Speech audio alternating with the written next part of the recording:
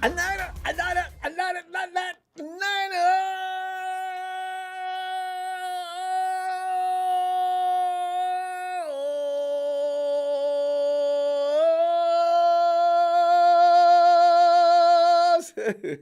Antonio McCoy. Wait, let me wipe the oil and grease off my mouth from pizza. How'd you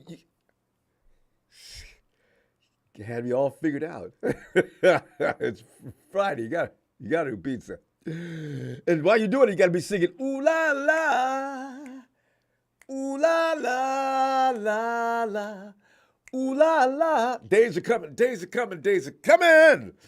Get pumped up when I think about that. Winning. Fam, I gotta tell you, though, I'm concerned about Steve Young. Some of the things he's been saying the last few weeks, I'm starting to wonder if he's having some kind of a breakdown, maybe some kind of decline in his health. He says what he'll say in 1 minute. He'll say, "49ers have everything of what it takes to win a Super Bowl, and they better do it this year." Him and Rice, remember, they got together recently, and they're having this conversation, and then Steve Young wonders if 49ers have a quarterback capable to win it all. Steve, I'm confused. This is not a subject, though, that has been battered all off season long, right? Anytime somebody wants to point at something, the 49ers are like a very capable team, but the question mark remains as to who's going to be the starting quarterback or the quarterback to take the 49ers to where they want to go. Honestly, it's not a bad question, but there's other things about the 49ers that can be talked about. And there are other teams with quarterbacks that are really good, and they're not Cowboys, and they're not going anywhere. So, The newest wrinkle, though, has been added by Hall of Fame man quarterback himself, Steve Young. Young is asserting if any of them, of our quarterbacks, have what it takes to get the job done. Tonight, going to the phones after going over Niners Hall of Fame quarterback Steve Young's notions that of the quarterbacks competing to start for the San Francisco 49ers, and are they capable of beating the top-tiered NFL QBs? Steve, you ought to stop it. Hey, by the way, Tuesday, right? Action gets underway. 49ers vets report to camp, and it's time to get busy. Who do you have that may be joining Sly Stallone on his next movie? Expendables is my question. Because see, the thing is, we got a lot of talent in that camp this year, and it's going to be more difficult to make the 49ers roster this year than it has been since Kyle Shanahan first stepped off the plane at the airport. Coming on over here. Hey, big shout out to Rowan Chuck Ravarti. Rowan, you pointed out some players. I've already agreed to these people, even before I went over your material. And Ambry Thomas, yes, Ambry, this is it, Ambry. You know what I'm saying? You've got to come on in, show up, and show out.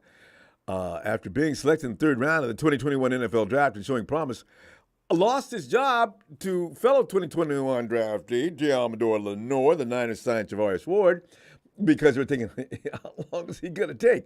And now Ambry's on the fringe of the roster bubble, heading into the 2023 offseason, facing competition from Samuel Womack. Fam, you know what? And also Charles' favorite guy, Darrell Luter Jr. That's true. I know Ambry's just as capable. He's got to go ahead and apply himself and get it done. Ambry, do you want to play? How do you lose your desire like that in one season? And then you got Javon Kinlaw. Over his first 3 seasons, Kinlaw has played in 24 of a possible 49 games, which is pretty much stunted his development, while the Niners have also looked to operate in a rotation. J.K. will be fighting for a roster spot alongside polished players like Kerry Hyder Jr. See, this is what happens when you have cats. And it's crawling all over me. MC Niner. See, okay. T.Y. McGill, Kevin Givens, also season redshirt last year, Kalia Davis. They're all going to be trying to take Javon out or else move him and force the 49ers to make a decision. Linebacker Demetrius Flanagan-Foles, who I love saying his name, I really do. Over his 3-year career, Flanagan-Foles has been excellent on special teams. He's been lauded for that for some time now, which led him to earn a roster spot during that period. This season, however, the Niners elected to draft 2 linebackers, TCU's D. Winters and Purdue's Jalen Graham, in the 6th and 7th rounds, respectively. The duo has been talked about in glamorous fashion the entire time. That's all people talk about when they talk about the linebackers. We already know about Fred and Dre. Ain't nothing to say about them. They're fiendish. But then you mentioned these guys. They could be, you know, the 49ers like they keep, you know, what do the gunmen always do? I keep 2 in my clip. And I keep 1 in the barrel. Anything after that, I'm leaving the scene anyway. But all season long, the Niners are also holding on to UDFA's Marcelino McCrary Ball and Curtis Robinson, who are looking to make the 53-man roster as well. It's going to be rough up in there this year. Fam, it's going to be, I can see fire extinguishers on the sideline trying to cool that field down. These guys are going to be battling because, as I say, this team's going to be the hardest roster to make. Maybe one of the hardest rosters to make in the NFL. Honestly, Ross Dwelley. Dwelley has been with the 49ers from day one of his pro experience and no other team for the past 5 years, but his role has consistently decreased after a 2020 season where he played in 46% of the snaps, team's offensive snaps due to injuries to George Kittle that year. Now Dwelley could be a risk of missing out on the 53-man roster for the first time since 2018, and partly due to the team's apparent thoughts about his value, as well as the now crowded TE room. It's rough up in there. You know, if I was, you know how nervous I'd be right now if I was a 49er I was just brought in as a draft pick or something like that, trying to make that roster. That's got to be frightening. I know what they're all thinking, well, we could always play for the Hawks. Pete Carroll's watching. The 49ers selected Cameron Latou in the 3rd round, and Braden Willis means Ross will have to duel with them. And when can he do it is the question. The Niners have a look to carry 3 to 4 tight ends on the active roster each year. The team currently has 5 viable options with Kittle, Charlie Warner, Latou, Dwelley, and Willis. They'll need a strong performance to likely have a chance at that roster spot. Because I can tell you right now, fam, Latou and Willis, I don't believe they're going anywhere. As Jalen pointed out the other day, though, man, Shanahan's not going into no season with just George killing 2 rookies. You know, that makes sense, too, though, doesn't it? It does. What the hell are they going to do? They're going to carry 4 tight ends this year? And then we'll all talk about we need to carry this many wide receivers. We need to carry at least 15 running backs. All of us have these things, all these positions where we feel like the room needs to be filled up. The 49ers are not. When you look at the 49er pie as how they designate players per position, the defensive line is going to get the lion's share of players. And finally, you got Nick Zakelj. How do you pronounce his name? Depending on the number of O-linemen that the Niners carry on the roster, again, that number of how many people are going to be carried in a particular unit. Every room cannot be filled up to the rim. It just can't. Zakelj had a tougher first off season, according to report, struggling, and I didn't know about this until I read this today, to deal with bull rushers and anchoring during training camp and the preseason. I didn't know that. They just said Zakelj was a work in progress, but you never know what they mean when they say that. The Niners have John Feliciano, who they went and signed, fully guaranteed $2.25 million deal. That means they're serious, right? The popular amongst fans, Jason Poe, who looked better than Zakelj last offseason, will be adding competition on the interior. The Niners also like to carry at least one of their backup tackles. I mean, thank God they do, because otherwise, what are you going to do? You lose all your tackles and you got your quarterback out there. He's just naked, raw meat. So they need depth at that position, which limits the number of options that they could carry on the interior. If the 49ers choose to go with 8 offensive linemen on their 53, they may be faced with choosing between Zakelj and Poe and Feliciano. Now, they might decide to go ahead and keep all of them, maybe. They may have to not make a choice. They may think that we can't keep enough defensive and offensive linemen that we've been training and working on and spending all our efforts on trying to get them up to speed. We're not about to just let them go just like that. They may be thinking like that. Remember last season we heard of the talk Zakelj had been pegged as a potential candidate to take over as the center of the future. But I thought I heard that more than anything else. I didn't hear anything about him struggling with bull rushes. He can't play center if you have a problem with that. Nick will need to show improvement to grab a spot on the roster during this year's training camp. Let's go, Nick. Let's go. Man, let me get right into Steve Young, who I'm concerned about some of the prognostications and things he's saying. He joined Matt Mayoko this week on the Niners Talk podcast with some interesting thoughts. And honestly, Steve's thoughts on the Niners can shift as hard as fast as an Indy driver. The dude just keeps getting, Steve, you go here, you go there, you go over there. What's the man will give thumbs up one day, and the next he'll have a complete turnaround. So I'm thinking, just last week, him and Rice believed the Niners were poised for glory. Now, Young believes the days of talented teams getting to the Super Bowl without an elite quarterback are absolutely done. Over. Steve said, quote, "You're not going to see a team like the Denver Broncos get there with Peyton Manning with one arm anymore." They did that in Super Bowl 50 right at our house, right? So where does that leave the San Francisco 49ers? They have as talented a roster as anyone in the league. Their biggest offseason uncertainty is quarterback, though. Do we have a quarterback that can match those 4 or 5 guys that could go light it up with their arms and go get those yards with the legs in a big, huge moment? Okay, fam, to Steve's point, to Brock Purdy suffered at UCLA in his right elbow in the NFC Championship game in January, undergoing surgery in March. Okay, fine. That is definitely a problem. Niners hope he can return sometime later during training camp in time to be the Week 1 starter. We don't know if that's actually going to happen, but nothing is a certainty when it comes to such an injury. While Brock had an impressive rookie campaign, 8 starts isn't large enough a sample size to draw a conclusion. Trey Lance has started 4 games since the 49ers made him the number 3 overall pick in 2021. He played through a finger injury in the first 2 seasons.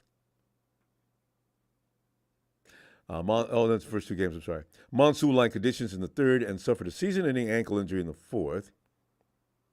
Nothing has really been established with Trey one way or the other, so that he remains a question mark to some degree. And then you have Sam Darnold. Steve does like Sam D, who he believes has talent but hasn't been surrounded by the types of playmakers he now has in Santa Clara. Is one of those guys someone who can match up with the elite quarterbacks in the biggest games? Young responded to that saying, quote, "I don't think that, but it's going to have to play itself out. But right now, the facts on the ground are if you don't have one, you can't get there because you can't win the championship game. And the Super Bowl against those guys, it's not going to happen." It sounds like Big Show is sitting right next to him when he's doing that interview. I mean, you know what? Most fans do believe that, and it's hard to argue. But my own feeling is this. Luck plays a role in winning the biggest contest from the very beginning of the playoffs. How many big names have been beat up and sent home in the playoffs? The 49ers ain't the only ones, and we get all the way to the end of the show. Josh Allen would love to be in our place. God, Joe Burrow last year. You can't really say about, there's been a couple of quarterbacks that got themselves in trouble. You got Lamar Jackson. These guys are all considered elite top-tier quarterbacks. So I don't know if it's all about that as much as it is good luck. The list of big-name quarterbacks, as I say, is eliminated every year is as long as well. Steve does not doubt the rest of the team's talent level. Steve, as well as everybody else knows, the Niners are stacked heading into the 2023 season. Paired with how the NFL has changed over the years and Coach Shanahan's ability to take advantage of rules that now favor the offense, Young believes the Niners are in a win-now situation. They have been, Steve, for the last 3 years. He says, quote, "So then you had Debo and Brandon and George and the best left tackle in history of the game, Christian McCaffrey. Okay, on top of all that I just told you about, we have something that is one of one in the league. It's just a fact," unquote. See, that's why I say I don't know about this observation, Steve. There's lots of factors involved in games. The referees can lean in the wrong direction or right direction for the team who wins. You can have guys that can get hurt. Key players can get hurt. I just don't think that it's strictly about the quarterback. And Kyle Shanahan has pretty much tried to take that out of the equation by making sure that those guys are supported by top personnel. And all they need to do is do their job. They don't have to go. See, Steve's looking back in those days when you had, Y.A. Tittle and him and Joe and others, that would sit over and take over a game. You're not allowed to take over a game with Kyle Shanahan. He'll have you sit down and he'll get somebody in there off the bench that can actually follow directions. So, because, you look, how many years you think that the Golden Boy that's now in New York, Aaron Rodgers, he's my best example because everybody said, get Aaron Rodgers over here. I said, get him over here for what? You know what? Aaron Rodgers does get carte blanche on what he wants to do. He always has until he got into it with LaFleur, and LaFleur got him to read into what he's doing and said, we'll do this. But there's Russell Wilson's a top-tier quarterback. He's won one championship. You got over in Los Angeles, Matt Stafford's been in the league. Has he closed it on 20 years? He's got one title. It's not always that. So that's why I'm saying, Steve, don't discourage me. I'm not, And Geno Smith came in to have a good year last year, So that's why I am not going to be getting all crazy about this thing about the quarterback's got to be God. I just don't. So, hey, Mark, come on in, Mark. What's up, Ronbo? Mike, man, I'm coming down through here since the camp is starting up here. I got a list of guys I think are in deep trouble to make the team this year from years gone by. And also, Steve Young has said we're not going anywhere until we get a quarterback that's worth a damn. Do you think any of our guys are capable of carrying this team to the promised land? And anybody on your roster bubble is not going to make this team? Well, I do want to start by saying this, Ronbo. I've been playing Madden. I've been playing Madden for about pretty much my whole life. Yeah. And I've never seen ratings this bad before. If I told you that Trent Williams had a better year than Aaron Donald, you would say that he deserves a 99. Mm-hmm. I don't. Aaron Donald hasn't done shit in about a year. Mm-hmm. So for Rudy to be tweeting all this stuff on Twitter, mm-hmm. I know he believes in his heart that Aaron Donald didn't have a productive year, such as Nick Bosa and Trent Williams. Mm-hmm. I just want to start off with that. Rudy, you know that Aaron Donald doesn't deserve a 99. Mm-hmm. He didn't do anything last year, and we'll just end it off at that. Anyway, I was going to talk about the Madden rating too, man. Thank you. Yeah. And by the way, tonight, if you got something to do with Matt, because I don't talk about it because it makes me mad. I read through things that made me real mad. I'm done with that. But you guys should talk about it. But go ahead, Mark. Yeah, ratings are ridiculous. Nick Bosa had 18 sacks last year. Game number 2. 98. Okay, let's just get on this quarterback situation. Steve Young's right. Steve Young is absolutely right. Yeah, we do have the team. You have the players. But, yeah, it's just the quarterback situation that, that you still don't know about. Question marks, yeah. Yeah, it's a big question marks. Brock Purdy, well, before Kyle puts the reins on Brock Purdy, Ronbo, how would you describe Brock Purdy last year? Before we see him put the reins if I had on to use one word, amazing. I'm trying to remember the last time I seen a rookie come in looking like I ain't got no problem with this. I just got out of school, but make no mistake, I'm here to play. And I'm looking at him. I don't believe it. I didn't believe it for 3-4 weeks. So that's how I describe him. So would you say like he lose pressure, keeps the play alive, and doesn't lose smart, poise, safe throws, doesn't freak out, doesn't. He looks like a 4 or 5 year vet. And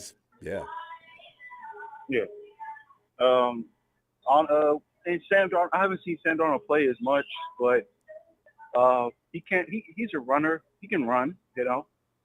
I haven't seen him play as much with Carolina or anything. Have you seen him play? Last 5 games that you Sam Darnold, I maybe 3 times. I've not really. If I had to answer some questions about how Sam Darnold plays, the only thing I seen was that little piece he did last year with the Panthers. I was impressed. I hadn't really paid much attention to him much before that. Okay. Now Trey Lance, honestly, Ronbo, I like Trey Lance, but it's hard to see a world. I mean, yeah, it's hard to see a world that he actually stopped. I don't know. I just can't see him starting in this offense. I don't know. I love him. He's a good dude. It's just we haven't. It's been 3 years and we haven't seen anything from him. So it's kind of hard to see him what he will look like in his offense. I mean, we've seen him a couple times, but It's not enough for to gauge a conclusion. I've had the same feeling. I said, okay, he's got to go through the rookie lumps, and he's got to go through this, and yeah, then he'll arrive to whomever he is and reach a potential. Maybe I don't know, but I need to see more because a lot of people are raving, yeah. and we've not seen much, and people We are haven't seen also anything. slamming him, and that's wrong too. Yeah, We've not seen enough for you to slam him, so that's where I'm in between. I don't know. yeah. Do you know his identity? Does he have an identity as a quarterback? I haven't See, seen him play. yeah, yes, I no, I don't. Yeah, Do you think so? An identity? no, I was thinking about that yesterday, Ronbo. I was like, okay, Brock, we've seen enough of Brock to before Kyle puts the reins on him, we can see what he can do. Sam, we've seen him a little bit. Under Kyle's supervision, I think he can be pretty good. But Trey, I don't know what his identity is as a quarterback because we haven't seen him. We don't know. That's why I can't wait till preseason. Trey will be in there. We got to see something out of him. Yeah, I want to Yeah. see if a lot of people said he's improved that have witnessed him working out, but that was mechanics and things Yeah. like that. I want to see him with hostile attacks on him and things like that. How does he look? And then Yeah. we'll see. Because I remember you were saying, who was that guy's name that was training him? He was like everybody else's, when he was teaching these quarterbacks, only took him like a day or two. When he was coaching Trey Lance, it took him a few. Yeah, I remember that. That scares me. Yeah, I forgot about that. It took up to 3 days to correct a single issue, and that was kind of frightening. Maybe he's Yeah, that was maybe he's scary. excelled since then. Yeah, well, yeah, that was a while ago. Yeah. Hopefully, let's just see for preseason. Just like you said, the starters that we have, they got to get used. You got to get accustomed to this, Trey Lance thing. Yeah. Because the times when he was, and the offense didn't look as smoothly as when Jimmy and Brock was in. It's weird. I don't understand a lot of that looks like that. Well, a lot of people think that because Kyle wasn't running the same offense with Trey as he was with Jimmy and Brock, and Yeah, I said, well, I don't know. I can't understand why Kyle would do that unless he felt yeah, that this was what Trey did better.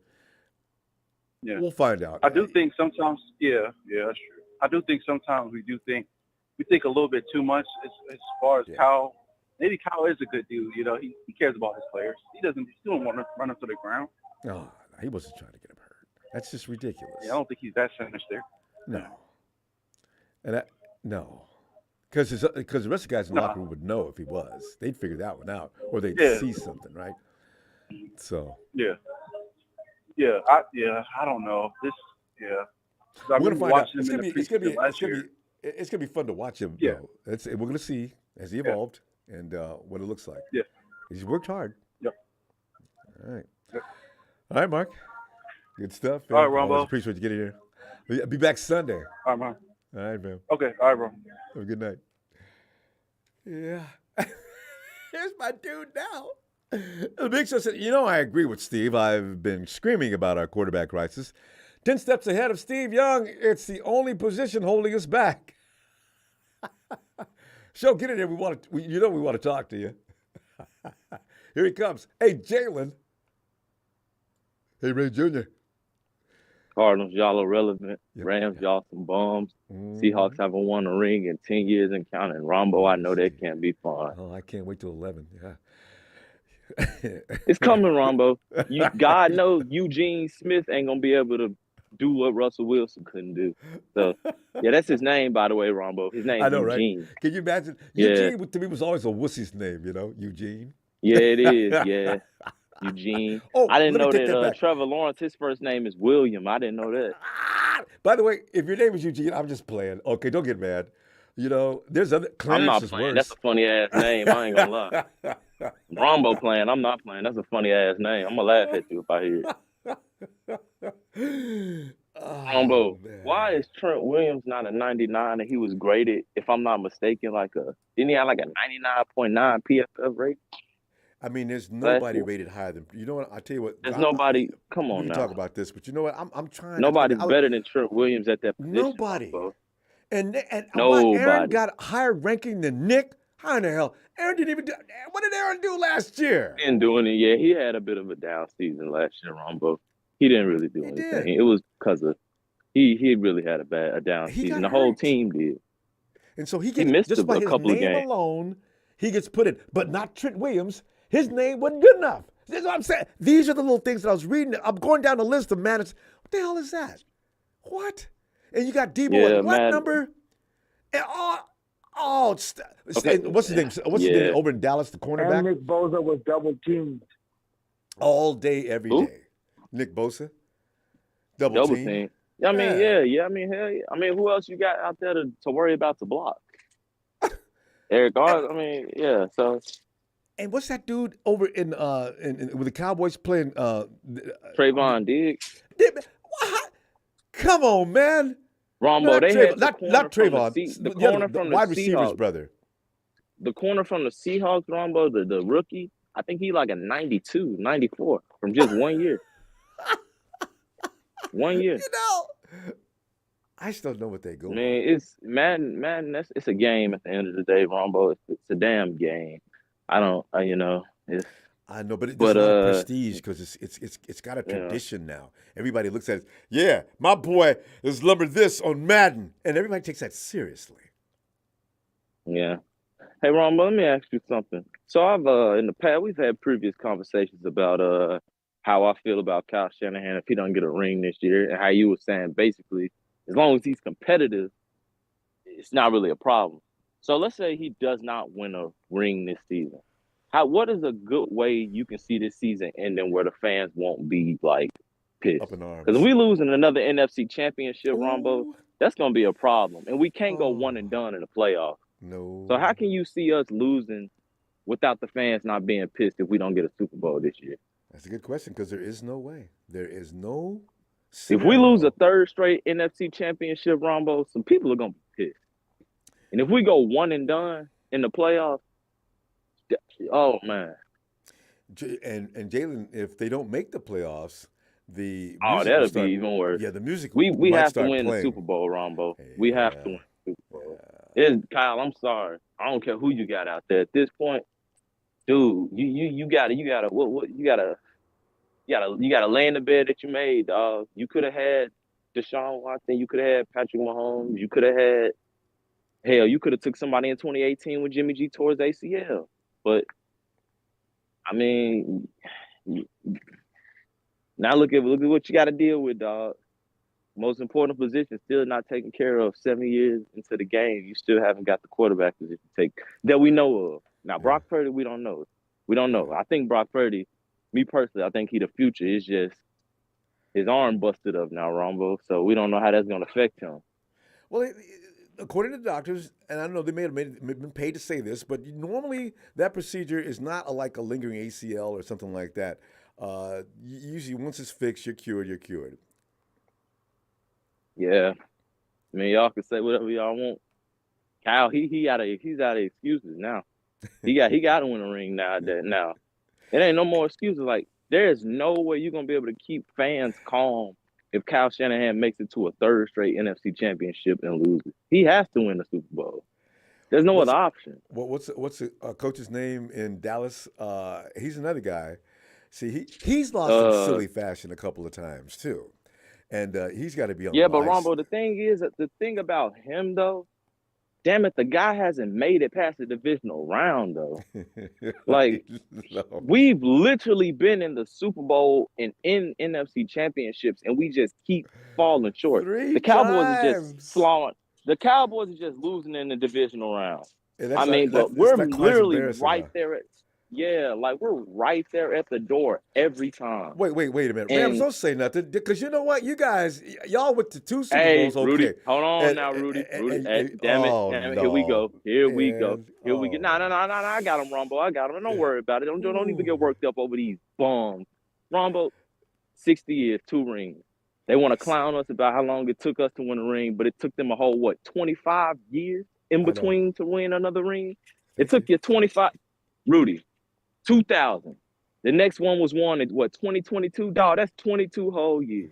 You Do the had a math. son, he went through high school, he learned how to drink liquor. You got Bro, what are married, you talking about? and, That's what you I'm got saying. grandchildren. Exactly. And didn't y'all put up 3 points in the Super Bowl and follow that season up by completely missing the playoffs? So you just completely forgot about that 2019 season, didn't you, Rudy? No. Hell, what did y'all do in 22? What did y'all do in Cleverly 2020? neglected. They didn't do shit, Rombo. They lost the Super Bowl, missed the playoffs, and then got their ass. I'm pretty sure they lost to the Seahawks in 2020. Something like they 5 got and their 12. ass bounced. Yeah. They got bounced. They didn't do shit for the next 2 years after they lost that Super Bowl, Rombo. But They did yet, not do a damn thing. I agree. But will not acknowledge the 49ers trophies from the Yeah, they past. got selective memory.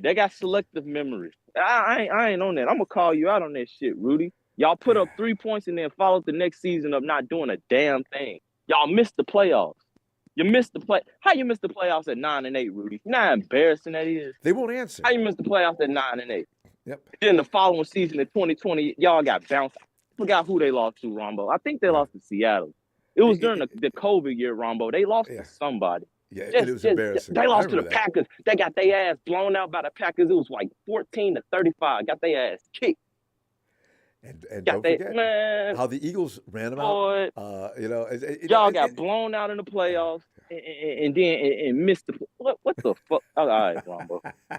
That's crazy, man. Rudy, you we need got, some meds, dog. You crazy as hell, dog. we got, Jamie. We got to go. I love it. You did a good job on them. Man, Rombo, we still the kings of the West. Mm. Kyle and Nee need a 2-year rest. Mm-hmm. Gene, D, and Rudy can keep on coming in here crying because the 49ers don't always be the best. Be the best. Let's not forget, y'all. No. Nick Mullins. Yep. He beat the Raiders on national TV.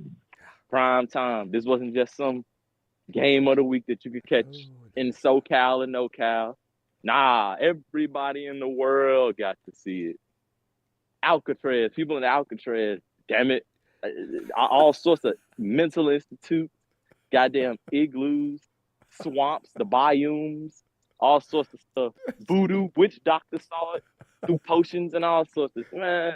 Let me get up out of here. You got it, Janet.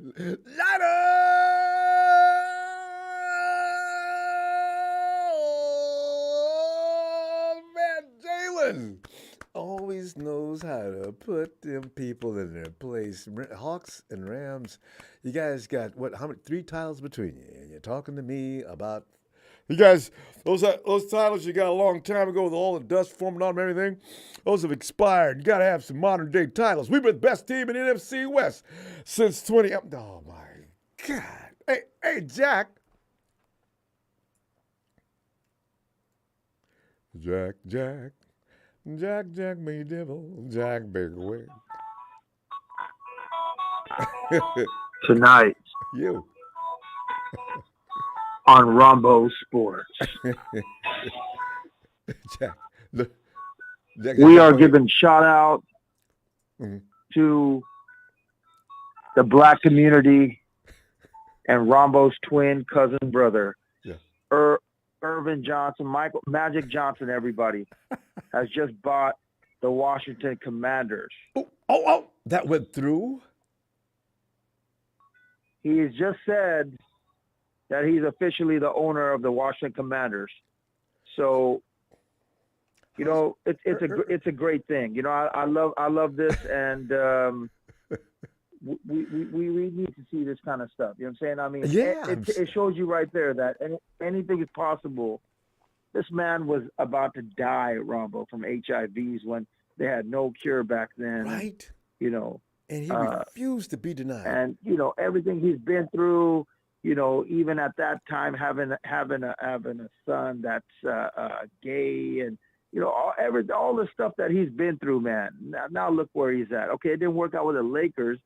Not everything works out in life, but to go from there to there, everybody, it shows you whatever you're going through in life, there's a light through that tunnel, and you got to dig, man. You got to dig your way, and you got to fight, baby. We're American, and we can do it, man. So just hang in there, guys. Don't worry too much about Steve Young. He's coaching, I think, women's softball. So he's girls flag football. So he's officially going to be the coach this fall. So, he's losing it now. When you go from ESPN firing you, Ronbo, to go into a coach girls flag football, I mean, there's something going in his brain that's making him a slight bit insane. It happens to all of us, too. On the flip side. Steve. So I'm just saying, man, there's a lot of blasphemous stuff going on, and, with all this stuff. But Clean Farrell, they got him at 82 speed on Madden, talking about Madden, and like I said, last caller said it's just a game, but check it out, man. I mean, Nick Bosa's been double teamed, like I rudely interrupted the previous caller, but just added it in that, hey, man, now he got the defensive tackle that might actually benefit him more than Defoe did. Yeah. And also, Jackie, you didn't add the chipping either. And every now and then triple teams, too. Teams did everything they could to stop Nick because they knew that was the worst thing they could deal with on that line up until this year. Yeah. My favorite pick, like I told you guys, the previous year was Kalia Davis on draft day. When I said, we got Davis the previous 2 years ago, I said, man, this guy, Kalia Davis, the whole D line, Rob, this might be one of the best D lines possibly we've ever had if it all works out, no injuries, and everybody just goes guns blazing. If Drake Jackson looks game, good, you're right. This could be not only one of the best D lines we've had, but maybe ever. Don't sleep on ever. Clean and Farrell either. I'm not. Don't sleep on Clean and Farrell. I'm waiting. Because they bumped him up in Madden a little bit too, and I think that's because our D-line coach, Casero. So yeah, man, this is going to be one hell of a fucking D-line to see this year. So I'm not even tripping off of the leftover linebacker where we lost Algier. You know what I'm saying? So we got the two veterans there. Fred and Dre. So whoever steps in, man, the D line's going to help out everybody, man. The cornerback. So, but going to Steve Young's point about the quarterback position, dude. Listen, man. Okay, he's hurt. Everybody's tripping off of Trey. Is he bad? Is he good? Who's actually rated exactly the same on Madden with Sam Darnold? Believe it or not, huh? Talk about that. Only 1 point behind Brock. Yeah. And they love doing this to us. We're like a goddamn circus to these actual clowns, Yeah. So, they love messing with it, but guess what? Piss them off. Yeah. So we are in that kind of like, okay, who is going to be the quarterback? So, you got to, when you get fired from ESPN, say something like that. But come on, man. I actually think Trey Lance is so pissed off right now inside. You guys are going to see the Lions, the beast inside of him come preseason. And don't get me wrong, I'm a Brock Purdy guy all the way because he can hit guys like Ayuk in stride, like I keep telling you guys, and Ayuk's been waiting for somebody like that. But he can, run, juke, and throw Debo out, while he's about to get hit. So we just everything's falling into place, Ronbo, and I'm really excited, man. So you know what, Steve Young, I'm saying good luck with the flag football, brother. We love you out here, but come on, man. I'm saying cut us some slack because, we're on the verge of seeing history this year, Ronbo. This is going to be magical. This is going to be one of those magical seasons that like something just crazy going to happen. Like when you saw Terrell Owens, go crazy like a manimal and say, you know what, you can hate me, but I love me. Who's got it better than us? Yeah. Who's got it better than us? Nobody. You're going to see the Jim Hart. Something this year right here is going to be one of those epic seasons, man, where you're going to remember this. So note that down, baby. I am. All Now, you right. know what? I want that It's Super Bowl to 5:20. look like it did when the Chargers got beat to the point where they almost had to pull the 49ers off of them at the half. You know what I mean? I want that Super Bowl to be just a mangled mess. I say, you know what? Some of the Super Bowls you've seen in the last few years came down to the wire. This game was over after the national anthem. The 49ers dominated from beginning to end, and then let the people that like to irritate and antagonize us, let them come. No. Let's go find them. Now, what do you guys have to say now? I can't wait for that moment. Woo! And they got Justin Jefferson as the best wide receiver. Adams number 2, and the list goes on. McLaren number 9. They got CD Lamb at 10. So out of the top 10, no mention of Debo. They call it. You know why? 13. Because Debo's an offensive weapon now. Just like IU. That's what they're saying. You know what I'm saying? But IU, man, they keeps even Madden. Everybody's sleeping on my dog. Says, but pre-draft, I told you we need IU or Laviska Shenault was the 2 receivers I told you guys before Cool Whip. And I'm going to keep reminding you guys because this year you guys are going to see why he's been going a little psycho like Michael's talking about. Yo, he got the bag 30, but you're missing me out over here. Don't sleep on me because now I got me a quarterback that I can put it on the money. You know what I'm saying? So check it out this year. Brandon Ayuk is going to take over. He ain't going to be the, you know what I'm saying, in a running system, the option 3 or 4. He's going to be the first option. I'm telling you right now, if Purdy's our quarterback or Trey Lance or Sam Darnold, I don't give a damn. We're going to the Super Bowl and we're going to dominate this year. Shout out to Ronbo's twin cousin, Earl Magic Johnson. We love y'all. And before Ronbo rolls his eyes over here and I get off the phone, how about we put one of these callers, include myself, next to Joe Montana this year? I like that idea. Yes. Caller of the month. Switch it up, baby. You know me. I switch it up like I switch up, you know what? Jack, outstanding. I'll see you Sunday. All right, getting ready to start your day over in the UK. History in the making. I'm telling you, it's going to be history, baby. So stay tuned. Brandon Ayuk, baby. Brandon Ayuk, and you got it right here first. And shout out to Parag, baby. Shout out to Parag to buy Leeds United in England. He's like John Lynch out here. He's the general manager for Leeds. So if you want to support a soccer team, support the one that the 49ers bought, baby. Leeds United, 3rd biggest city in the UK. All right. Shout out to Parag, my Indian brother from another mother. You know I'm half Indian, half Samoan, so I got to put it down for my piece, baby. Love it. Let's go, Hufunga. All right, Jack. Have a great day, fam. There he goes. And we roll over quickly to C. He is the Rev. Ronbo. Rev, as you know, like we do. Boy. And they're having all kind of fun. Oh, yeah. Steve Young is talking crazy and, well, not completely crazy. Big Show supports him, but, I don't know. I've seen some real good quarterbacks get beat, so I'm not sure if that's the answer. But what are you thinking?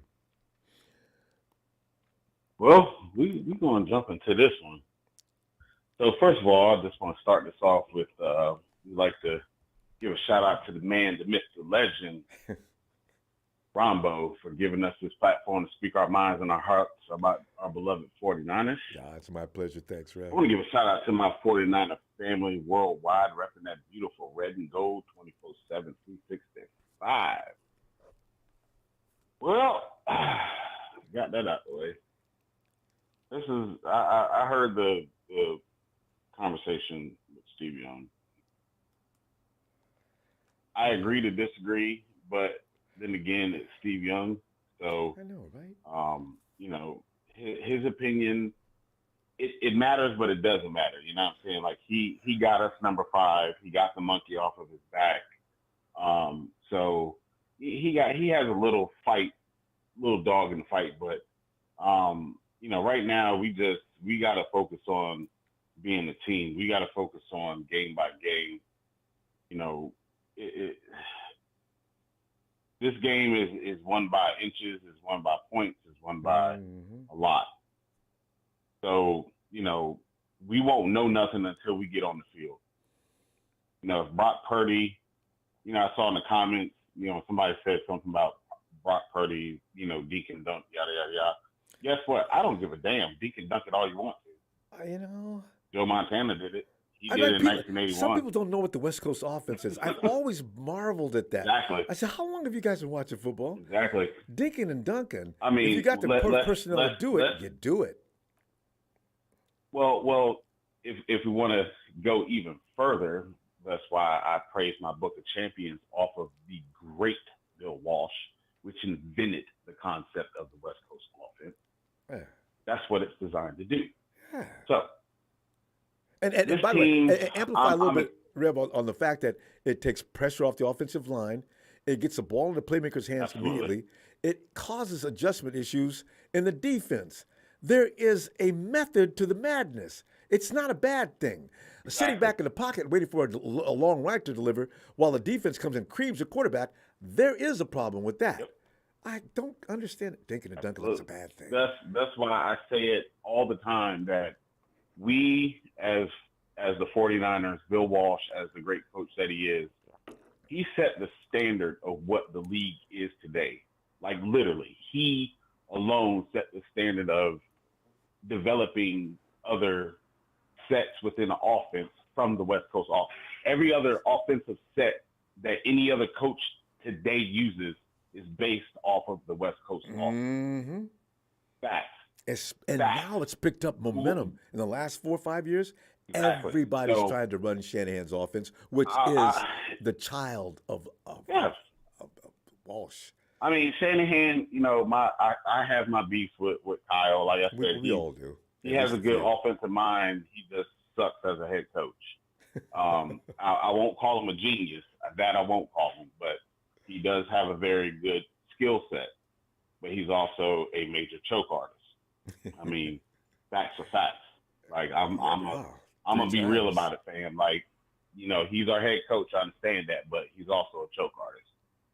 As far as these, Los Angeles lame ducks that always come into our chats with this dumb ass nonsense that they speak, but I take it a game at a time. I know this team is built; they're ready. We're focused, we're driven, and at the same time, we know where we want to go.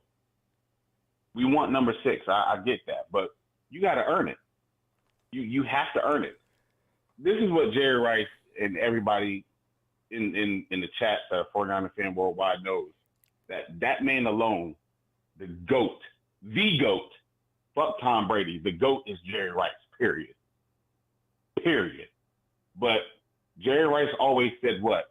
Never be complacent. Period.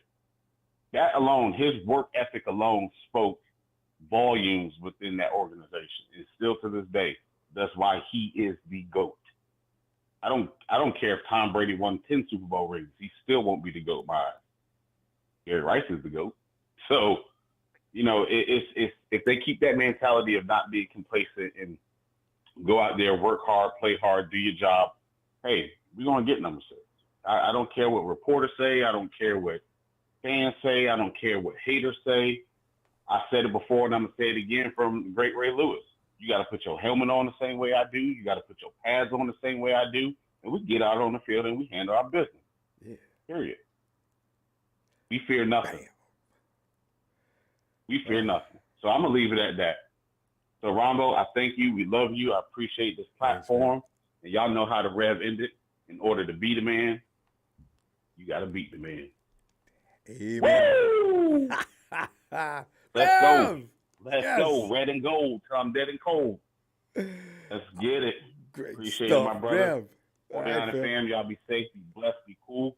And I'll holler at y'all. Looking forward to it. All right, Rev. And let's bring him in. Open the door. Put the lights up. Wait a minute. Wait.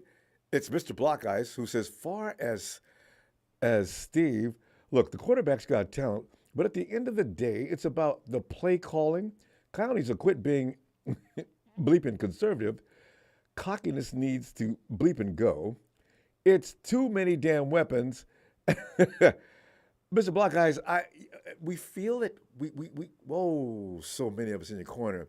When it's time when he should hit the accelerator, Kyle, hit the accelerator. Put your foot on their neck. Let it go, man. Let them have it. They got it. Don't hold them back. help him, because Kyle does play carefully on occasion. And even if you don't have a high IQ of football,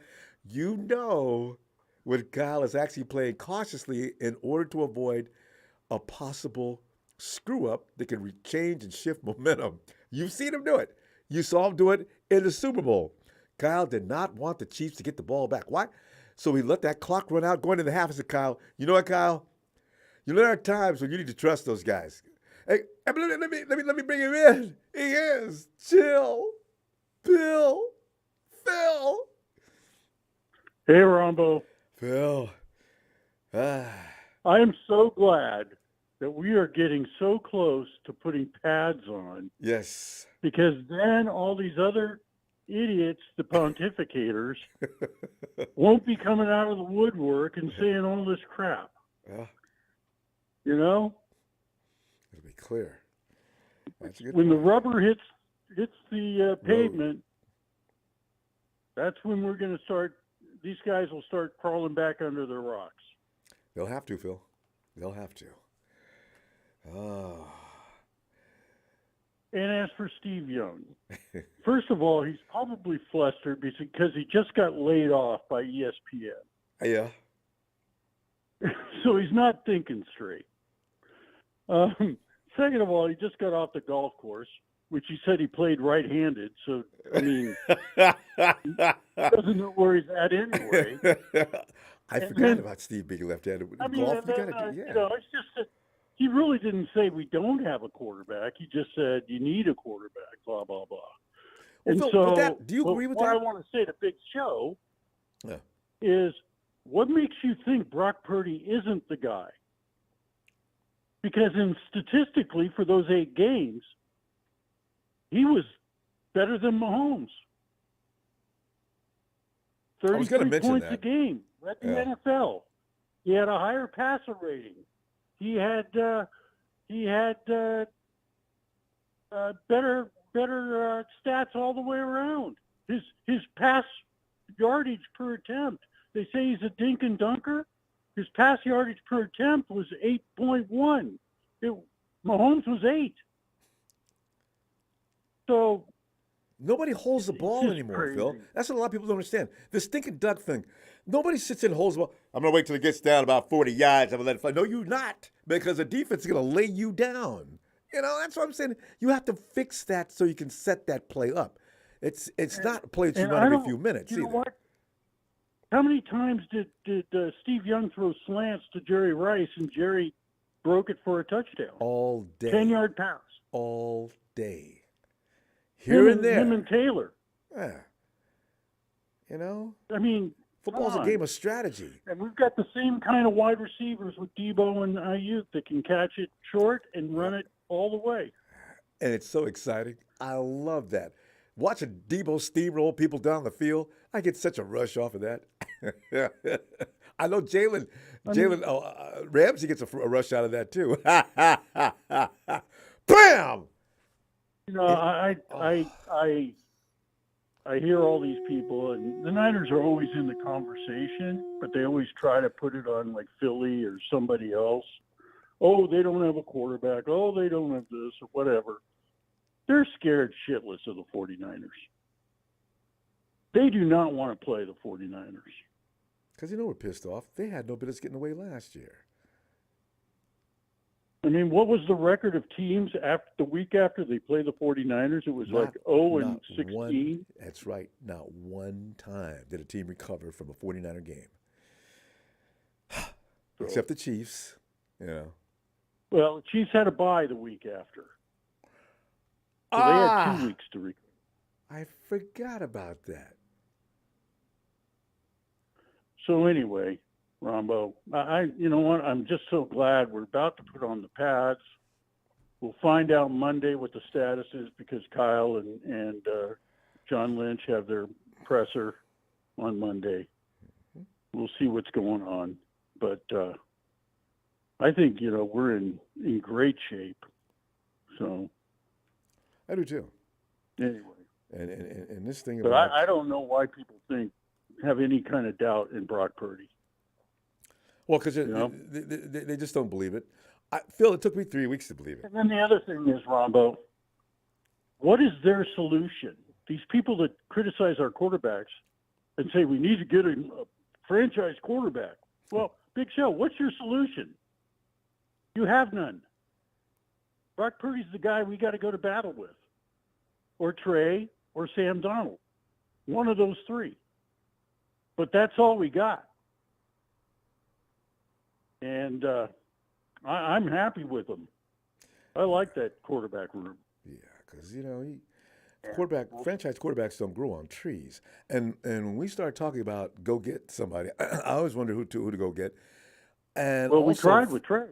Oh yeah, and that's still a work in progress. But still, and also coaches.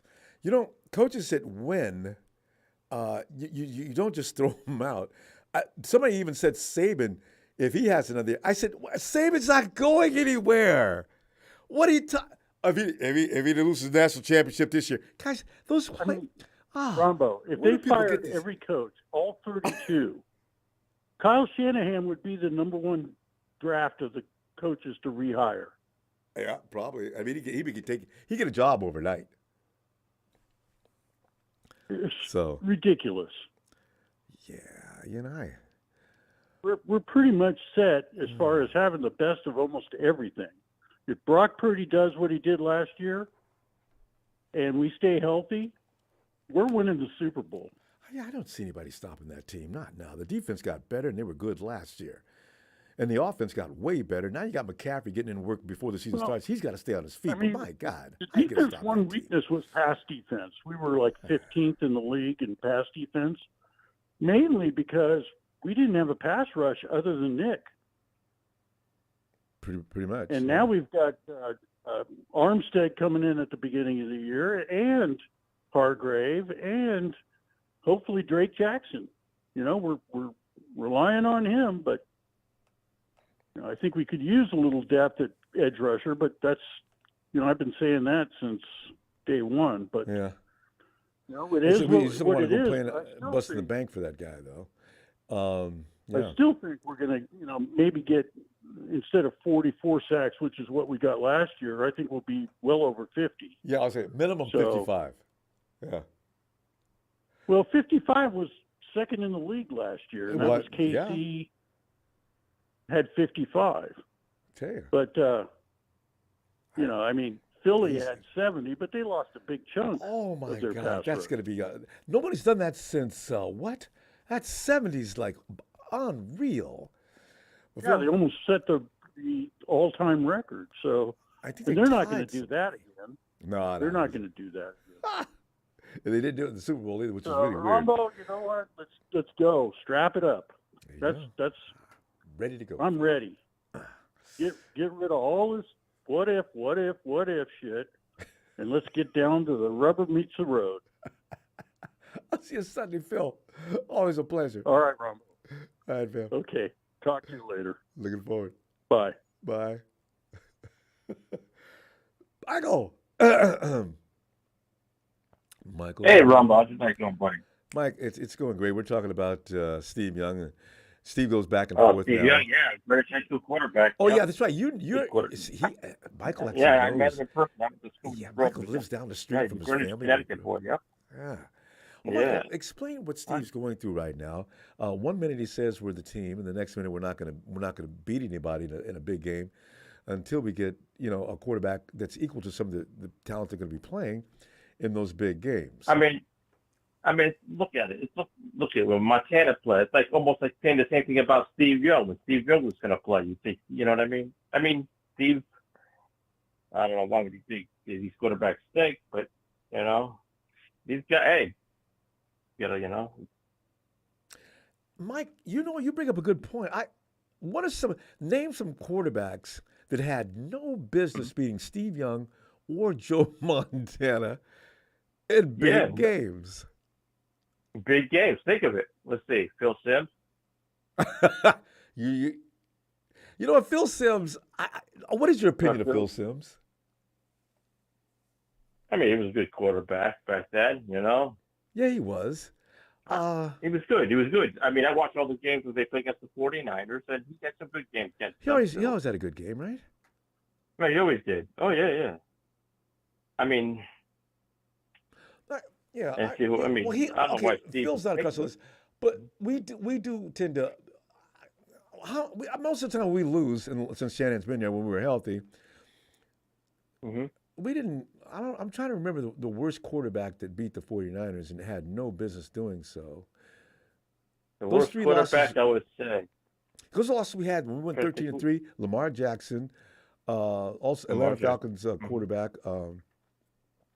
Oh, the guy from Oregon, quarterback from Atlanta, that went to Oregon.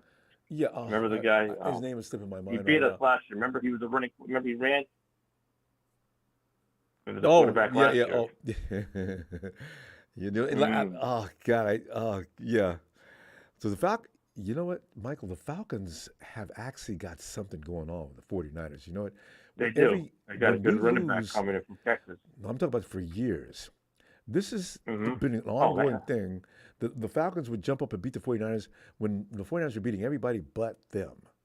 This is not the first time it Yeah. happened. I remember when Jeff George played for Atlanta. Jeff George, the quarterback. So you know, Yeah, Jeff George. there are times. So you know, that's why I Mm-hmm. said I don't know if you can always Michael Vick. pinpoint it at the quarterback being big time because No, you Aaron can't Rodgers has blame the been losing quarterback. for No. years. And Oh, is Jimmy Aaron G better? Rodgers. Yeah. Is Jimmy better than Aaron? Yeah. No. Jimmy's beaten. Has Aaron No, ever beaten Jimmy? I don't think so. I don't think so. Yes, that's Aaron's what I'm got. saying. Aaron's better against other teams, but not against Jimmy.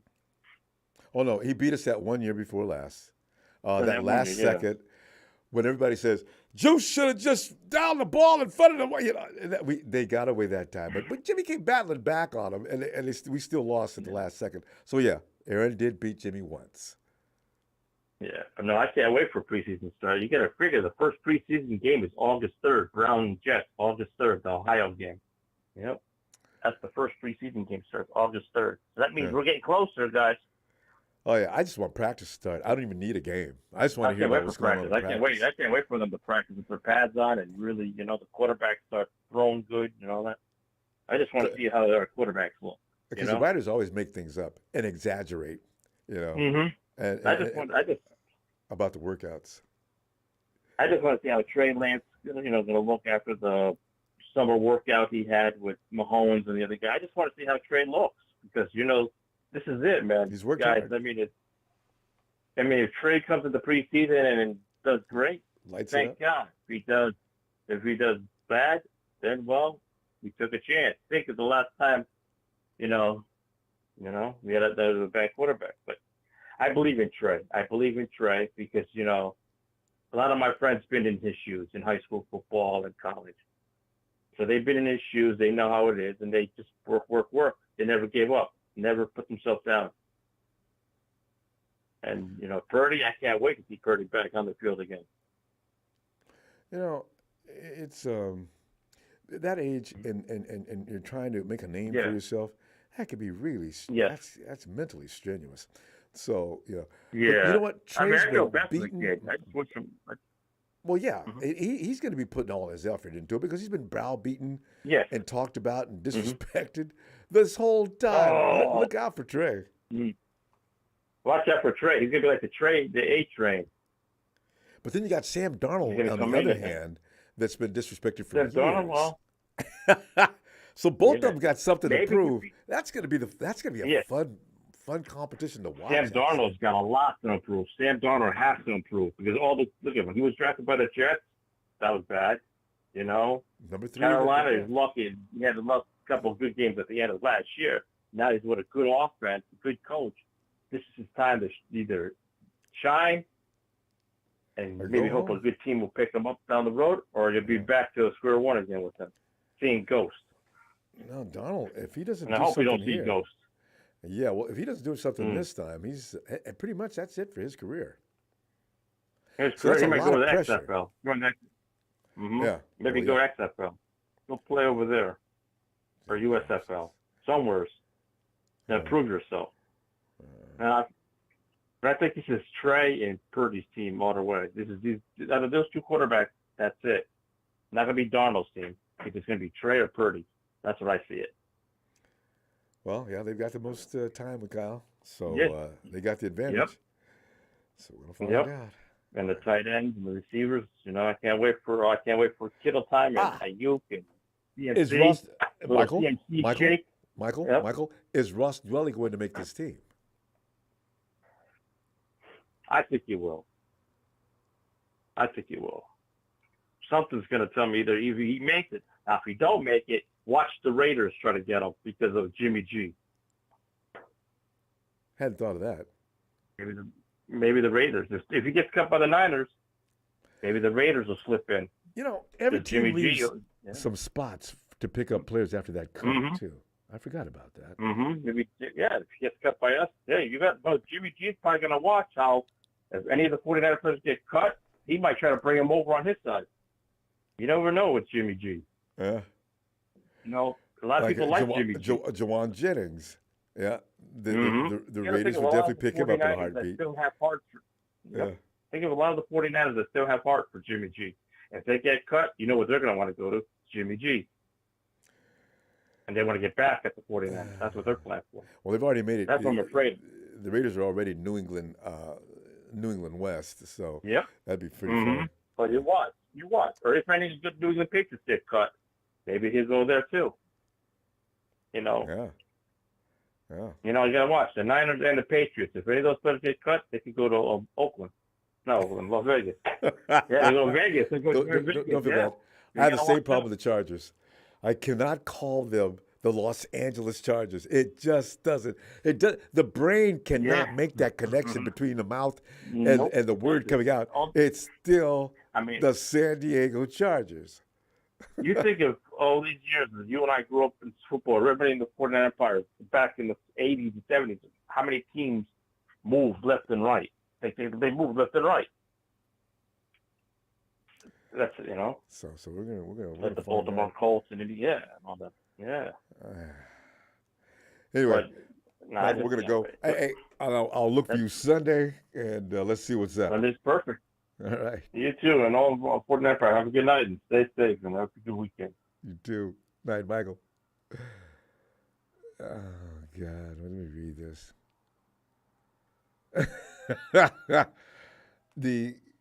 Thank you, the Romania Sports clone. TC.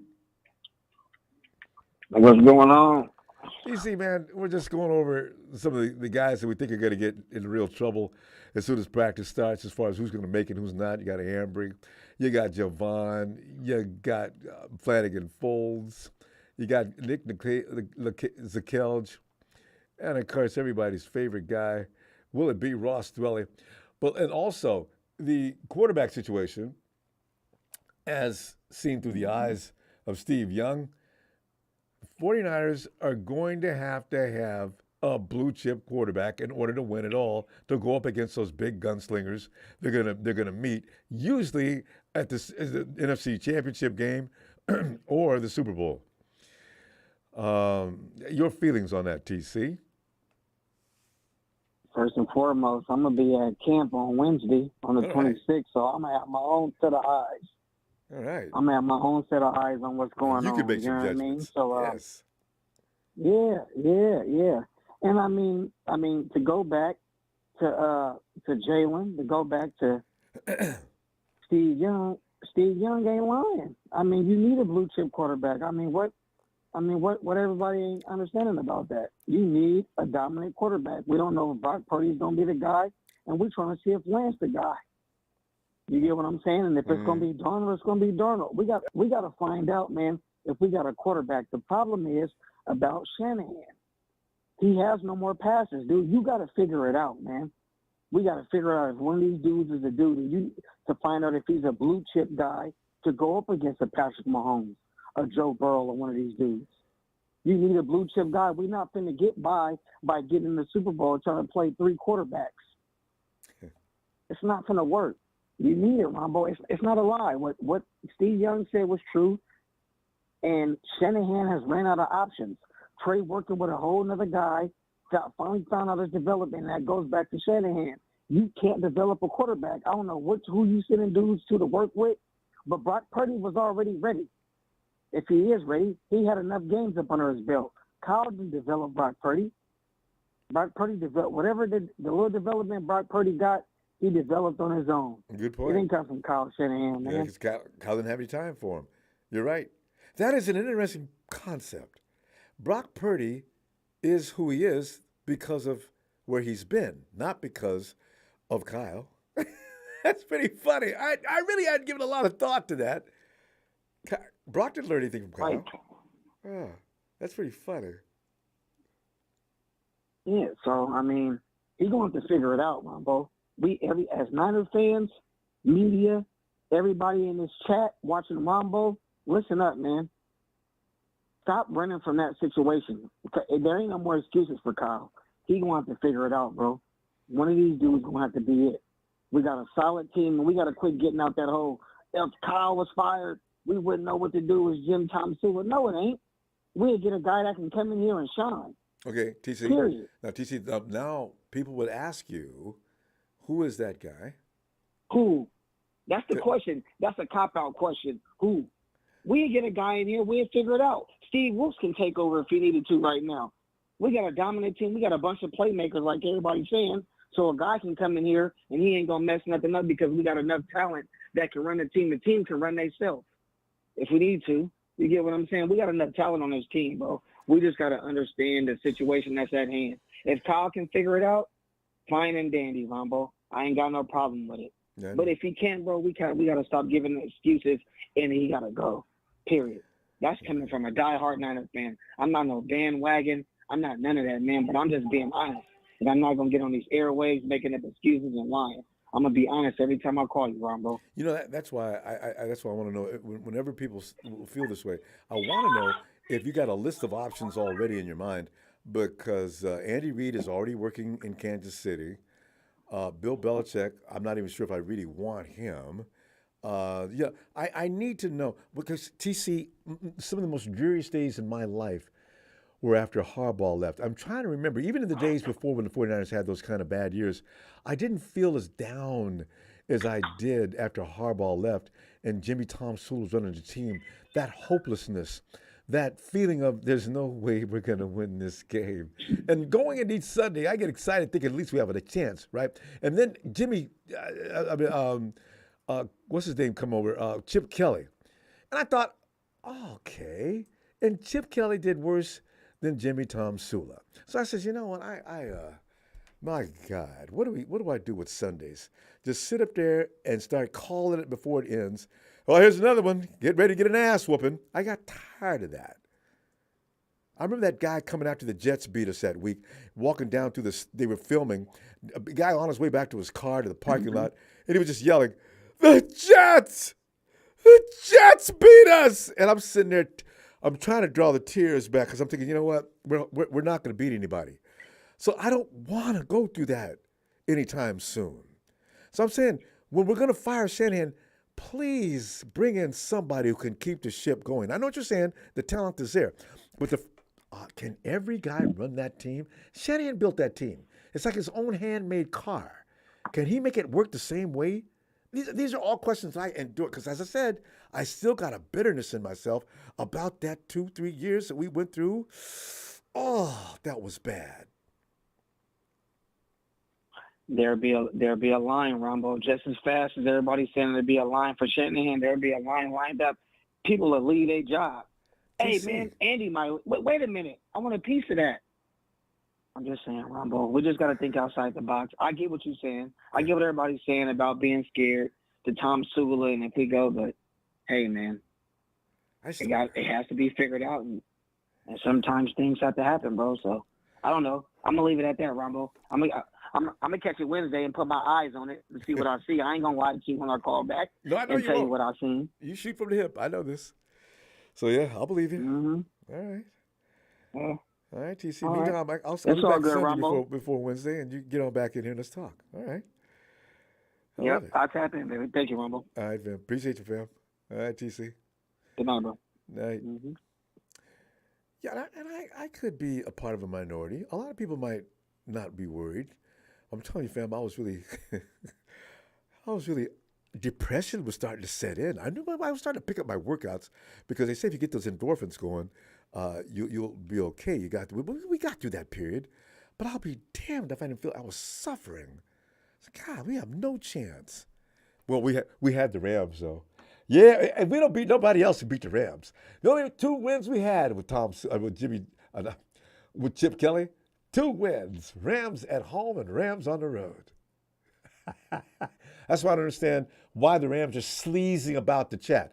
You guys, we own you. You got away once, okay, and you got your second trophy. Ooh, but for the most part, it's business as usual. Commence to beating that ass last year just like before. Shut up. Hey, Jeff. Oh, Mr. Blackhawks, we do have more weapons along CMC. So Kyle, go up. I know, CMC, he's got to stay healthy, fam. He is the Messiah, actually. Yes, sir, Ronbo. Let's go. Jeff. Let's go, man. Yeah, Jeff, go ahead. Chime How on you in. doing? I'm doing all right. I just got brought back to earth when TC talked about a new coach. I don't want to be the guy that Ron. You're a coward. I can't. Kyle burns me up at times, but I don't want to fire him.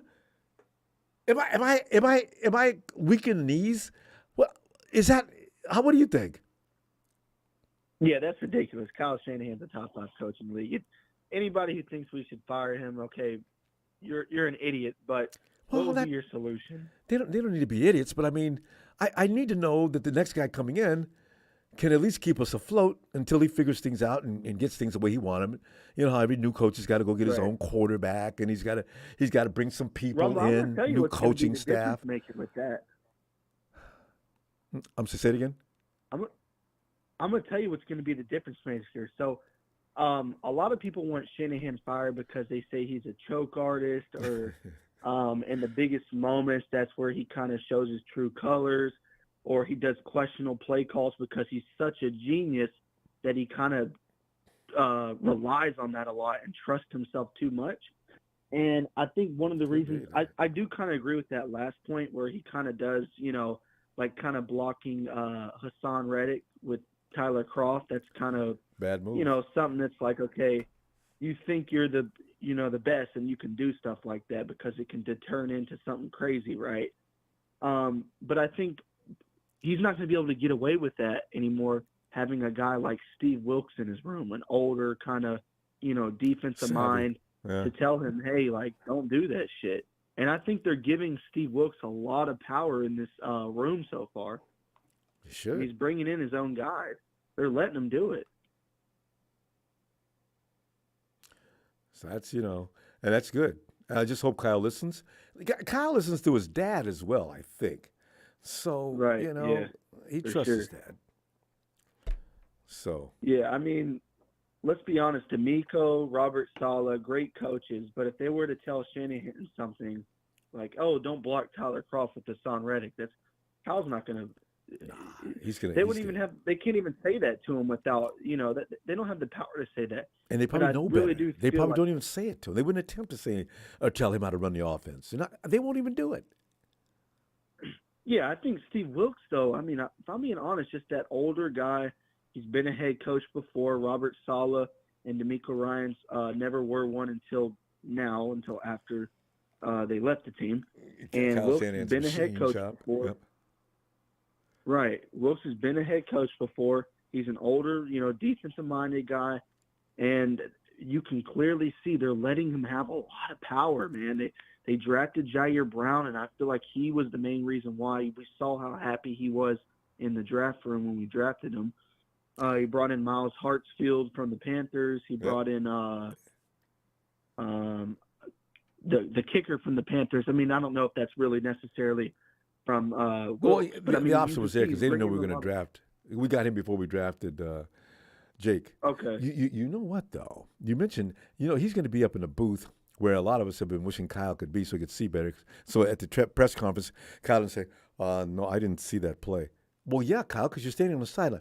Now he's got eyes above that, just like you say, have experience in this game, and he can give Kyle some key points all during the course of the game while he's running For that sure. defense. This is going to be a team like we've not seen since Kyle got there for that reason alone. Let's see. For sure. I like Wilkes, man.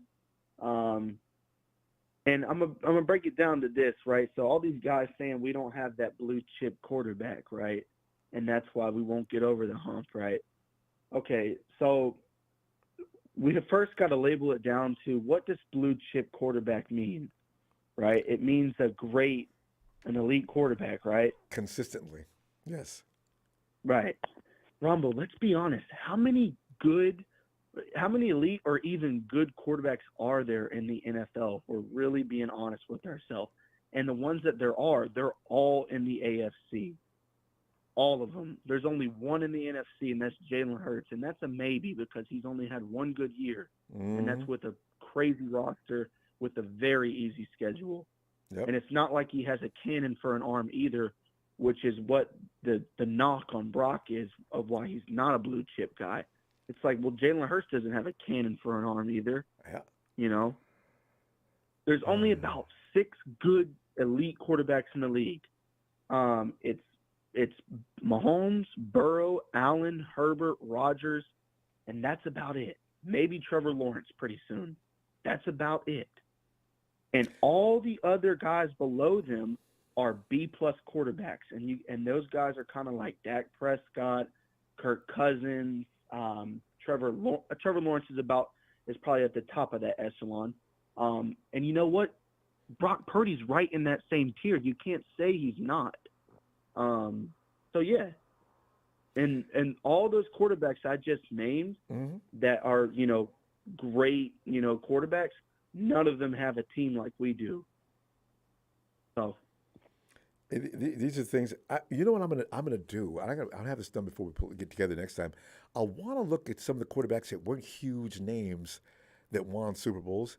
I'll bet you there's somewhere right around the same as the big name, the big ticket quarterbacks. I want to know how many times did those quarterbacks lose to guys that shouldn't have beat them. Now you know that's happened. And now you look at Peyton Manning when he came in with one arm. He only won that game because Cam Newton was being killed. The referees hit him. Some of those, there's different flags all over the field. But still, as I said, there are usually other factors that cause a Super Bowl win. Yeah. Ronbo, is Gene D a Seahawks fan? Hardcore. The guy in your comments? Oh, hardcore. Okay. Yeah. Okay, Gene D, if Brock Purdy is below average tier, then what does that make Geno Smith? And don't say wins. He beat you twice in big-time games, one to win the division and one in the playoffs, 44-21, okay? And don't say, wins aren't a quarterback stat. It is when he outplays you in both of those games and wins both of those games, and he was a contributing factor. You don't know football, bro. Geno Smith is an idiot. Geno Smith is horrible, bro. He's had one good year. Did you not watch him on the Jets? Like, oh, my God. See, the Hawks and Rams fans, they only pick out moments when they shined because they would spend a lot more time when they're failing to talk. So but they've got they've got cojones like diesel ball bearings. I mean, the dudes are crazy. I mean, they just say anything. See, these Seahawks fans don't even listen. I never said Brock Purdy is elite. I said there is about 5 to 6 elite quarterbacks, and it's in a tier. And then below that tier, tier 2, is guys like the Dak Prescott, Kirk Cousins of the world, and Brock Purdy's right in the middle or at the end of that tier. And you can't say he's not. See, Jeff, that's why the Madden ratings. See, these guys will grab those Madden ratings. This is why I didn't want to talk about Madden because I was going to the Madden ratings. This is a goddamn. I said, man, they do this to keep an equality amongst the fans. They don't want all the 49ers or all the Eagles or all anybody to be dominating through this. Because that way, if I'm a fan of the other teams, I'm not going to buy this game. I'm not interested in this year's game, Yeah. So they got for sure. You can use it for motivation if you want, but other than that. A lot of people take it seriously. Ronbo, let's be honest. Yeah. Rumble, let's be honest. Real I quick, mean, I 'cause- hate to bring it up, but those ratings were all completely wrong. Dak Prescott's a better quarterback than Aaron Rodgers. not just because Are we're you 49er kidding me? fans. I agree. I said, what is this? You put Trent They had where? Dak Prescott rated above. They had Dak Prescott rated above Aaron Rodgers. Are you joking? They got to keep them Cowboys happy. We got to go, though, fam. Rumble, they had Jalen Hurts above Justin Herbert. Justin Herbert has had back-to-back seasons with over 5,000 passing yards. It's strategic. With a I'm telling you, horrible right? coach in Brandon Staley. I'm trying to tell you what they're trying to do. They're trying to keep the entire community, NFL community, and everybody else in football. Don't feel like you got slighted by the game. Anyway, Jeff. We got to go. I'll be back Sunday. Yeah. Looking for you too. All right. Good stuff. And Ronbo, real quick, I just want to say, all you need, and this is real quick, all you really need is a quarterback that can just make all the throws in that big game. If he can, he doesn't need to have a cannon for an arm, It's not going to help you. Shannon doesn't want you throwing the ball deep downfield every play anyway. He wants you to get that ball Exactly. to the playmaker immediately. As soon as that crossing route is made, as soon as he breaks pattern, Hey, it's Gene all about D, timing. Gene D, if you think that, look at my profile, bro. Look at my profile pic. Right. If you think that, you stupid, bro. Jeff, we got to You go. don't know nothing. We got to go. Production's going to shut us down. So listen, I'll see you Sunday, okay? All right, Ronbo. All right. Hey, All right. take care, man. You too. Thanks, Jeff. There he goes. Jeff making all kind of good points. Hey, Ellis. Rumble, can you come back to me on maybe 2 calls or you Yeah, we can do that. We can do that. All right. Thank Go ahead. Take care of that. Appreciate it. All right. All right. Charles.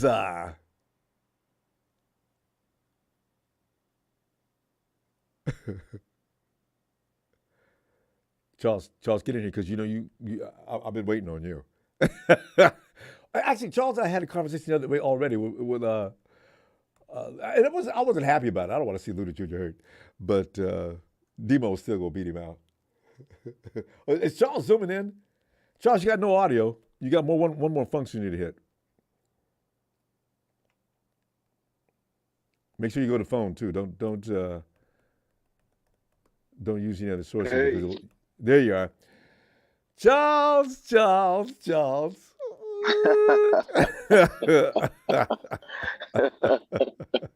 Hey, Charles, I mean, we had this discussion already, though. Maybe Charles, make no mistake. I do not want to see Luda Jr. hurt. Not by any. I want him healthy by next week. So I wasn't messing with you because of that. I was messing. Oh, Charles, look at this Luda Jr. Looks like Demo will go in unchallenged.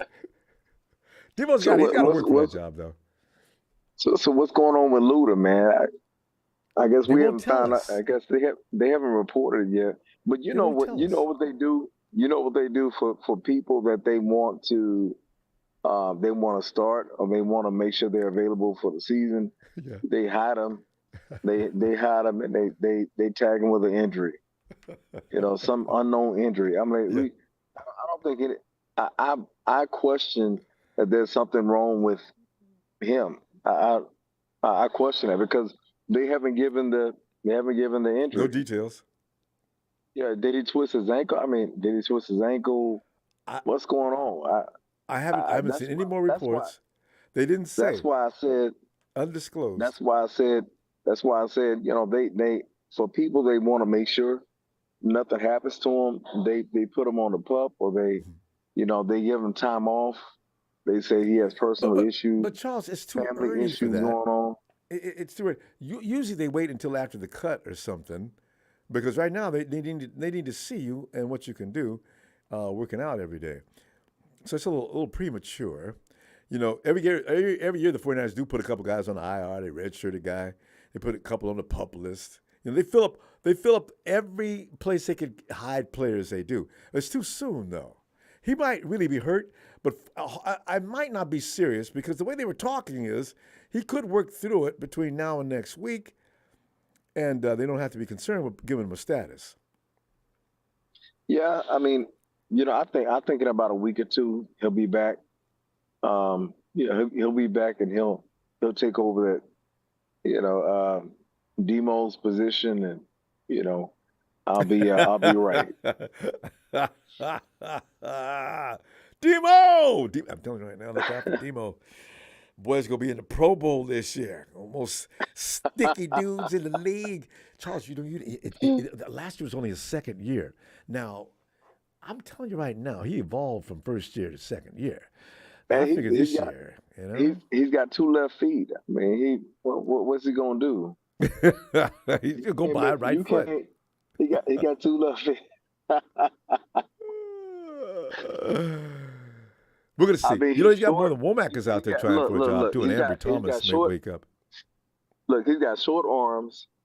You know, he's got short arms, man. He's got short feet. Yeah. He's not athletic. He's not speedy. You know, he's not. You know, he doesn't have good awareness. You know, unless he's sitting on a route. Yeah. You know, this reminds me of that song. What's that song? Nobody likes short people. They got them tiny feet. They got them tiny. They got them little hands that honk the horn. They go beep beep beep. Yeah, that's him. Gonna go for what is that song? That's him. Hey, Demo's not small. He just looks a little smaller on watching on TV. He's 5'10", but he looks like he's 5'8", and he plays like he's 5'8". Look who he's playing against. Some of those guys are pretty long. So, man, but you know, the guy that we had that tore his ACL 2 years in a row. What was his name? The guy with the dreads. No, he's out of it though. Oh man, Yeah, he's but small. I'm saying that's a small Yeah, guy. yeah. He's the same height. My point is, he's the same height. He's the same build, but he has the intangibles to play cornerback. You know, he has the knack. I mean, he has the awareness. He has everything that he has the same body type, but he has everything that Demo doesn't have. Yeah, he's fast. And he's fast. Yeah. And he has the awareness. You know, God put him on his earth to play cornerback. Thanks, Rod. Jason Verrett. And so, you know, that's what I expect. If you're 5'10", I want him to be Jason Verrett. You know, I mean, if you're 5'8", I want you to be who's that cornerback from the Redskins? Darryl Green. I want you to play like Darryl Green. You know, I don't want you, man. No, look, man. I was thinking about all the cornerbacks that we had. Ahmad Plummer, you know, our RW Quarters, McQuarters. The guy that was opposite Nate in the Super Bowl that could run really, really fast, but he couldn't cover. Culliver. We've had Culliver. You know, we've had you remember Nate Clemens? I think I'm saying his name right. Yeah. What was that? There was a smaller guy. The guy that we signed. We signed him from Buffalo. We signed Nate. I think it was Nate Clemens or something. But the guy that was opposite him, Culliver.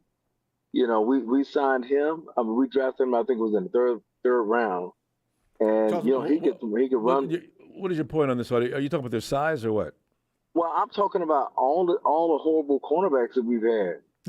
You know, I mean, we've had some really bad cornerbacks. Charles, you'll be here all day. We had plenty of bad cornerbacks. I know. I mean, we've had what I'm saying lots. is I know. I'm tired. I'm tired of the demos. You know, I'm tired. No, Demo's not as bad as some of the people you just mentioned. Yes. Charles, okay, I'm telling you right now. Just keep an eye on Demo this year, and just so you can come in and that one game after the game and say, Charles. So how did you feel about Demo's performance today? Man, he's already shown us his best, and his best is he is below average, man. He's got. If his Madden rating, his true Madden rating, his awareness should be 51. I mean, he is bad, man. Demo, don't worry about Charles. He's gonna be loving you in a few weeks if you happen to catch this. Charles, man, please stop. Man, I'm telling you, if he ain't sitting in the zone, But anyway, but look, We got to go. man, I can't. Charles, we run out of time. Oh, okay, all right. Let me, because we was having too much fun with Demo. I'll see you Sunday though, and you can continue Okay, I'll with be what you was I'll be getting ready back. to I'll do. be back Sunday. We'll keep talking about Demo on Sunday. All right, Phil. Charles, have a All great right, night. all right. Appreciate you. Have a good All night. right. You too. Bye. See, you know how I love to do. J Dub, people hated my boy Dub. Say it's gonna be the worst thing. We need to get rid of him right now. Trade him for anything you can get. An old pack of chewing, get some chewing gum, any old pair of shoes, get anything you can get for him. Just get him out of here. I said, you know what? You guys need to leave Jimmy Ward alone. That boy can play ball. Now you have to decide whether you realize, can he play ball or can he get hurt? People who get hurt don't necessarily have to be bad football players. Hey, Jacko. What's going on, Ronbo? Jack, man, we just sitting up here talking about the quarterback situation. Steve Young came out and said we may not have a quarterback on our roster that can deal with some of the upper echelon quarterbacks in the NFL. And also, you got some guys on the you got guys on the block already that you think are going to struggle to make this team come next week. Are they in trouble? I named a few guys, but name some guys you think that are definitely on a paper thin, I'm talking pop bubble. Well, I'm gonna just start off with Gray. All right. Already. Man, we're so deep, man. My mind is so shattered right now. But the reason why I say Gray first is because I really need him to step up this year. Everybody does. He can make all the difference in the world in that offense, even beyond what it is now. And the rest of the names I would say they're not on thin ice, but I need them to step up. It's the cornerbacks, Tavarius Ward. I need him to step up, and I need him to dominate every number one wide receiver that play our team. I want him to line up with them and just take them out the game. We need somebody to take that side of the field off, out of the game pretty much, and that's just my thing. I think it's funny though, because Tavares didn't even get that much work last year because people thought they would go after Demo. That's why Demo looked as good as he did, because Demo got work all day. Why bother to throw on Tavares' side when you can throw a Demo? Yeah, I think Lenore is he's okay, but he gambled too much and he get burnt real quick at the line of scrimmage. He did smoke, but I really want somebody to step up at the cornerback position, Ronbo. If we had a really, really, really true number one cornerback that shut it down, I would definitely and guarantee we'd be in that Super Bowl game this year. Yeah, we could have got Sauce or somebody like that. And these are the kind of guys we watch go in the draft every year, having me breaking down crying at the end of round one just about every year, because we've been wanting a cornerback that we could call. I mean, one that you could make Revis Jr. You could put him on his own island. We've not had that. Yeah. And Sherman, when he came to us, was past his prime. So, Yeah. And I know everybody worrying about the quarterback position, but Ronbo, let me ask you a question real quick. I know Steve Young, he's a Niner, but why don't you have him behind you on that wall? Just answer that question for me. Yeah, because we haven't got around to buying one.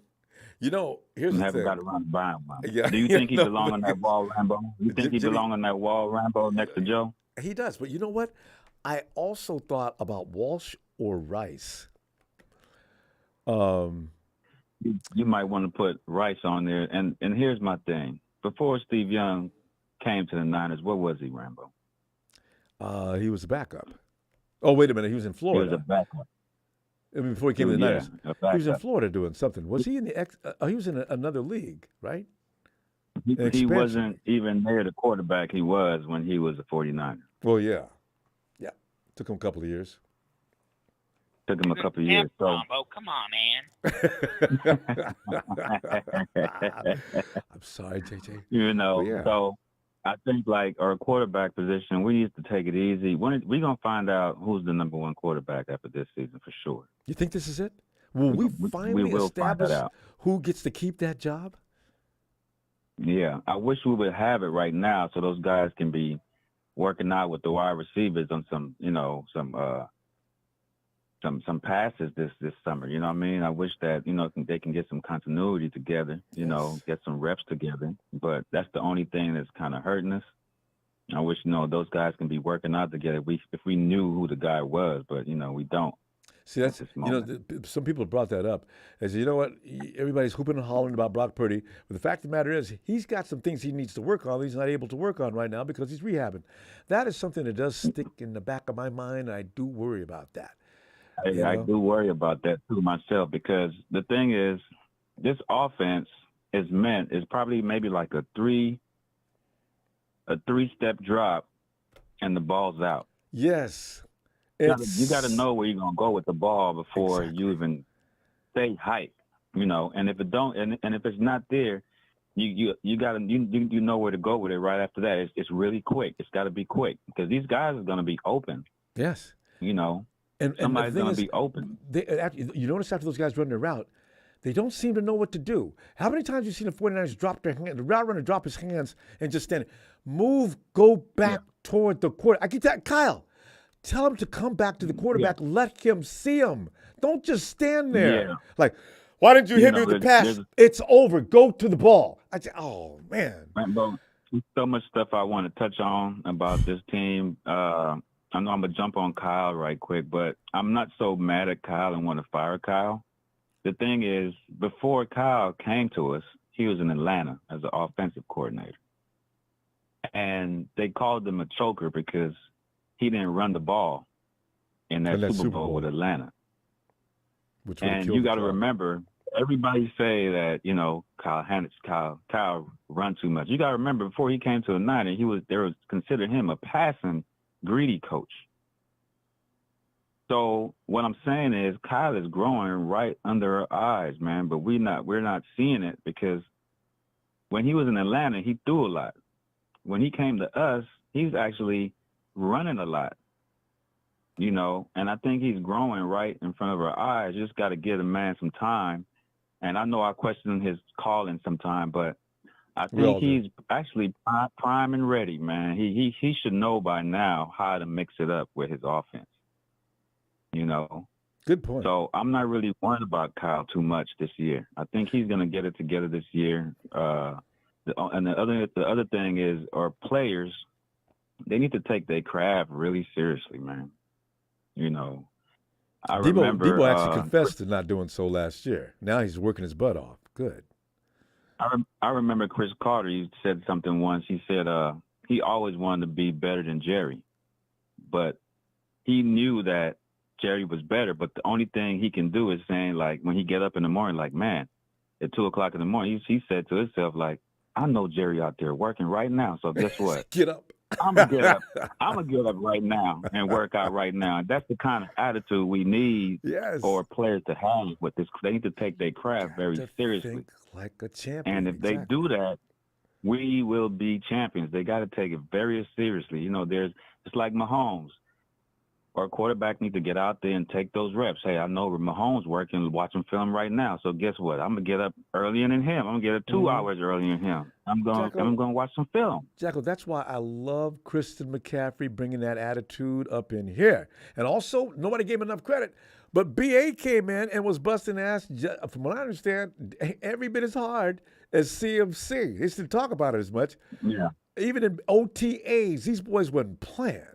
So I said, you know what? These boys is ready, man. These boys is ready, because you can't keep teasing the dog a bone in front of him and never give him that bone with that chain on. Sooner or later, you're going to break that chain and bite, boy. Yeah. No. First of all, he going to eat you for dinner and have the bone as a snack. He's messing with him. So these boys is ready, man. These boys is ready. Can't wait. Jacko, great stuff. I'm going to go. I'll be back Sunday. Let's talk some more 49ers. All right, Rambo. Appreciate all right, you, faithfuls, man. All right. Be all right. All right. Night, Jacko. Yeah, man, I tell you. That OTAs are the first time CMC's out there running like it's mid-season. What? I hope everybody's seen them. Guys, this is what a pro looks like, all right? They'll come in here half-stepping. You're getting paid a lot. Work. Ellis!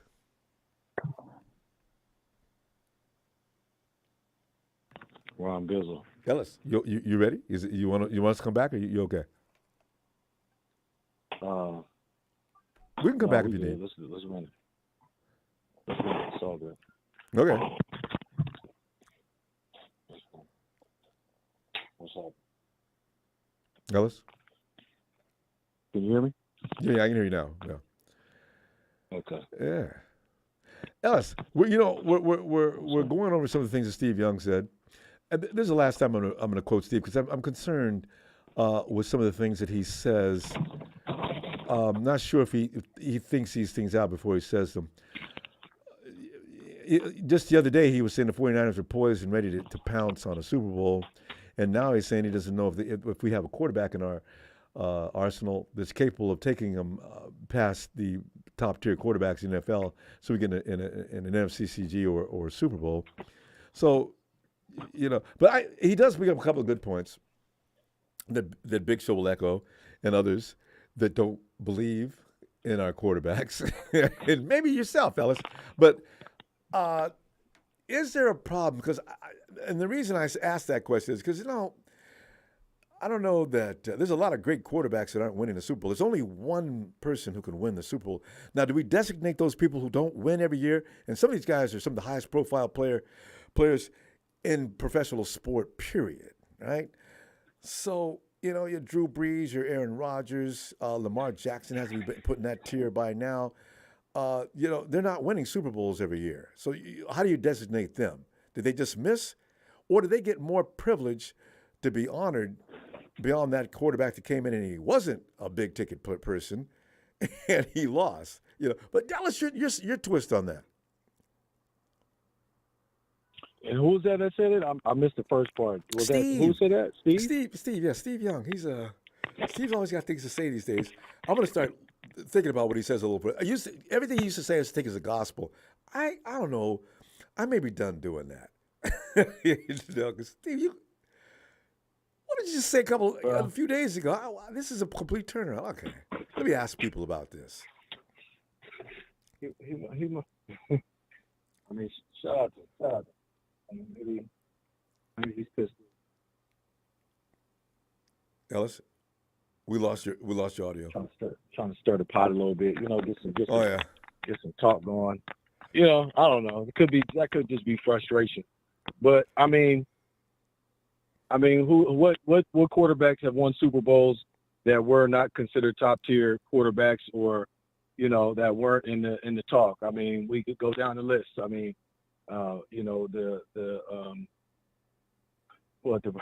Brad Johnson was certainly one of them.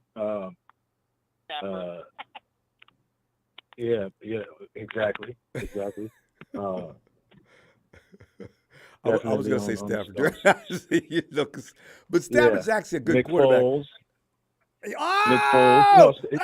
Oh, Ellis, that's what I was probably thinking about. There is the classic example of why that is Nick Foles. Go ahead. Good. Yeah, because, you got to understand, like, human error and making mistakes and shit is something that everybody does. Like, there's no such thing as there being a top tier, top three quarterback that makes absolutely no mistakes and that hasn't given up a game, hasn't thrown a game away. It's happened many a times throughout NFL history. So it's not, he's not up to the level, because when the game's on the line, some of the greats have failed and they have screwed up. And and it takes one play. All it takes is one mistake. When the clock's running down, the game's tied, or when you're down by X amount, you need this to win, and you don't complete the mission. It doesn't take away from the level or your capacity as a quarterback. You just fell short in that moment. You know what I mean? Sometimes shit happens. I mean, it does. It's a real thing, and it has nothing to do with. I mean, look at Aaron Rodgers. I was getting ready to point him out too. Remember when Emmanuel Mosley picked him off in that playoff game? Yeah. See? And he's one of the greatest to ever play the game. Let's be honest. Yes. So it's just, I don't know. Steve's kind of he's a little off with that one, but he's entitled to his opinion, as is everybody. But I just look at it from a different scope, and regardless, we could have won the Super Bowl with Jimmy. Yeah. We should have won the Super Bowl with Jimmy. We should have. Last minute, something went wrong. Yeah, and shit happens like that all the time. It wasn't that Jimmy wasn't qualified or whatever. There's a lot of things that happened throughout the game. Even, look at what the Jaquaski Tart dropped interception. You know, we looked at and we highlighted that one play, which in that moment that did have bearing on what happened moving forward, and we could have won had he caught that.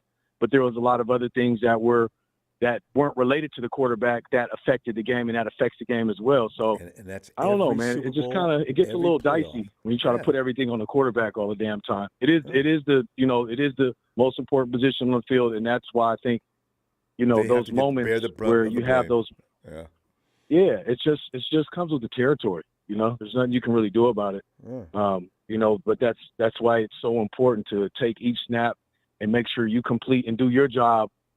That way, I'm not saying because you want the blame to be on somebody else. I mean, shit, you want everybody to do their job so there is no one to blame and we win and everything is good. But it's that's in a unless the perfect. offense scores no points, football's and LSU football's a team sport. It's tough to spotlight any one position as to how come this was like it was. Maybe one position was a little more deserving of blame than others, but not. You can't blame one guy on the team for losing or winning a game. And I say winning as well. You can't win by yourself. You can't lose by yourself.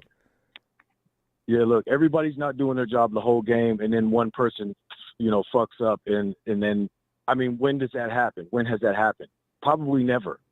There's all types of mistakes that are made by individual guys and players on plays and moments throughout the game. It's not just everything has just been going perfect. When there's mistakes, sometimes we make up for them and we're able to still stay in the game, or we're able to benefit and things swinging our way, or we're able to be more consistent in completing our mission. But somebody's screwing up every play, every down, every other down in some capacity. So it's going to happen. You know what I mean? But we're just, trying to eliminate those mistakes in the most important times in the moment of truth. Not making mistakes is what you have to try to master, and that's that's what Steve is talking about. That could be in some way impossible. That's what Steve that quarterback that can say, "Well, damn it, the moment being too big for you," and shit like that. Yeah, that's where all that kind of stuff comes in. You know what I mean? But we don't play that kind of. It's going to happen, man. In the NFL, though, everybody's specialized. And they do what they do, and they do it well. I really like to see some of the guys, especially Steve, in today's NFL. He'd probably do well, but I wonder how he would do. Would it look like he looks back then? Well, I'll tell you what, he wouldn't be getting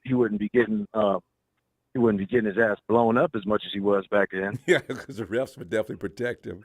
But would he run the ball like he did against the Vikings all the way from 40, 50 yards out, bumping in the guys? He's at the 20. He's at the 30. Oh, he takes another hit. He's still up. Young is, and then the drama at the last 5 or 6 yards when Young was like WWE. You know how the guys all hold the back of their neck as they're walking away from the ring after they just won the fight? That was Young as he stumbles into the end zone. Steve, somebody said there was nothing wrong with Steve. He was just adding to the drama of the whole play. So, those kind of runs you rarely see from a quarterback. Yeah, man. I mean, he's made some points, and I think why I don't just want to dismiss Steve Young is because he wants to see us win the fucking Super Bowl. No, he does. Him and Rice, all of them do. Because they want us to win, and so it's just that passion. It's that it's time. You know what I mean? And I get it. So that should just send a message and say, hey, you guys, no more of this bullshit. Like I said, I'm not giving us any more excuses anymore. I can't do it anymore, Ronbo. It's go time. We got the super team. Finish your food. You know what I'm saying? Finish your food, gentlemen. So yes, sir. So those folks in L.A., they keep, you guys haven't won a modern day. Oh, shut up! You guys got 2 friggin' trophies in 60 years, 25 years between those two, and you're talking about we only have old trophies. Go home, lie down, slap yourself before you go to sleep. God, they just need to make sure that they're not in the bottom. In the bottom 5 of the NFC overall, not just in our division, but just try not to be in the bottom 5 of the NFC, like you were last year. Do that. Focus on that type of shit. else we gotta go. Yeah. I tell you, All right, fam. I feel like we're gonna be talking a lot of trash to them folks. We won't see them in here next year. I got a feeling. Oh my God, that's gonna be it. I gotta go find them. Yeah, man. Aaron Donald's going to be trying to get out of there, man, by week 8. Mid-season. I mean, it's going to get bad. They're gonna, the dynamite is going to be lit and shit's about to be flying everywhere. Okay. Anyway, I didn't stay here for this. I could have retired and watched these games on TV to see the same thing. I don't need to be sitting up here next to y'all. Exactly, man. Anyway. Yes, sir. Shout out to the Appreciate squad, you, fam. Thank you for the platform. Hey, thank you, fam. Appreciate it as always, man. Shout out to the faithful, man. Shout out to all the faithful out there, man. Let's get ready for the season, though. Got to. Night, Ellis. Yes, sir. All right. God, think about that for a minute, fam. No longer having to put up with Gene D, Jim Everett, all these guys that make regular appearances in here. Talking major. Rudy will have to be. Oh, Rudy, I got you. I got you though, man. I got you on social media. I can find you. But them dudes, he'll probably change his account. Watch them. They'll scatter. Raiders left. Remember, we couldn't talk because the Raiders in the chat. We had to have mods. I remember because the Raiders were just overrunning the place. LKC. No, we're shaking, Ronbo. Casey, man, we're sitting up here and enjoying this Friday and talking about who's in trouble as far as making the team, and Steve Young claiming that they're in need of a solid quarterback to deal with some of the better quarterbacks in the league, because when they get there, they're going to meet a guy that's going to be able to handle those moments that are necessary to handle in order to win that big game. Steve, we haven't been losing for that reason, not entirely. We've made mistakes. But the quarterback position wasn't the only place where we were having a problem. I mean, with some of those games we went to the end of the game, we were winning. Okay? So, but Casey, are we naked at the quarterback spot? Are we exposed? Are we not going to be able to win because of the fact that everybody's talking about we don't have a quarterback? Or do you believe in our quarterbacks? No. Yeah, I do. Of course I believe in them. Robert, who's the caller that always talks about Nick Mullins? What's his name? Jalen. Yeah, he talked about how if it wasn't for Brock, Trey would be a bust, and so that was such a good call the other day. He said, if he was making a case in court, we'd have a tough time. The defense would have a tough time. I know, You know what's really funny, though, about that? Who's that brought up a point tonight? It hit me hard. Brock Purdy, Kyle hasn't really taught him anything. He hasn't had time. So what we saw was Brock Purdy doing Brock Purdy mostly on his own. What I worry about now is if Kyle starts tampering with him like he did Jimmy and brings him back in a place where that's not good. We'll see. Yeah, I just thought that what Jalen said was really interesting. How, Justin Fields could have done that at North Dakota State and named 2 teams that Trey played in college. I couldn't name 2 teams either, and he was running over linebackers. Man, you remembered all of it too. He made a good point. He made some good points, right. man. He did say that. Yeah. That's why. It's a tier. What does Dakota say? Is that tier 2, tier 3? Anyway, it's tier 2. Anyway, you figure the 49ers it really made you wonder. No. It made you wonder what they were thinking. I can tell you because they actually told you what they were thinking. They said because of the quarterbacks that did get chosen that year, they thought that Trey still had the biggest potential out of all of them. I don't know if they left that way of thinking. Very well, man. And it could be right. You very well, man. You just gotta, get on the field. But Trevor Lawrence is a bad dude. There's never going to be someone like Alex Smith ever again who just becomes a Pro Bowl quarterback in their 9th year. Right now, the expectation. I saw this thing on ESPN. It was like, what are the what are reasonable expectations for the Ravens or something like that? Is it Super Bowl? Is it Super Bowl or bust for the Jets? And I just think it's Super Bowl or bust for everybody. Everybody. Well, not everybody. Nobody expects the Texans to win it. Hey, Casey, name or some the teams. or the Cardinals, or yeah. things like that. Who But else? I mean, it The Hawks, it kind of is. You're expected to, Rams. or like, what is a good season for the Cardinals? What is there was some kind of crazy ESPN question I just thought was so funny. It's not funny because we used to be that team. Remember, Jimmy Tomsula, Yeah, Chip with Kelly. Chip Kelly, and we were that team those that 2-14 seasons where they did nothing but sweep the Rams. Oh man, they did that in Frank's first year. They went 2-14, but they swept the Rams. See, that's what I'm talking about. When people start talking about, Kyle Shanahan needs to be excused. Oh, guys, you're making me Man, I'm real so nervous. glad they don't have Chip Kelly anymore. Oh no, Chip Kelly just destroyed the Eagles, man. And he came over here and destroyed the Niners. With those milkshakes, those he insisted on you drinking those protein shakes. That's what I was just thinking of. Saturated fat, just no huddle. Chip, you don't have 70 players like you had in college. You can't do that to these guys. So that's one thing Kyle really needs to let happen this year is if Trey does get behind center, to not force him to be what he isn't. Just let these guys go to work. Let players extend the play and whatnot. Or work toward their strengths.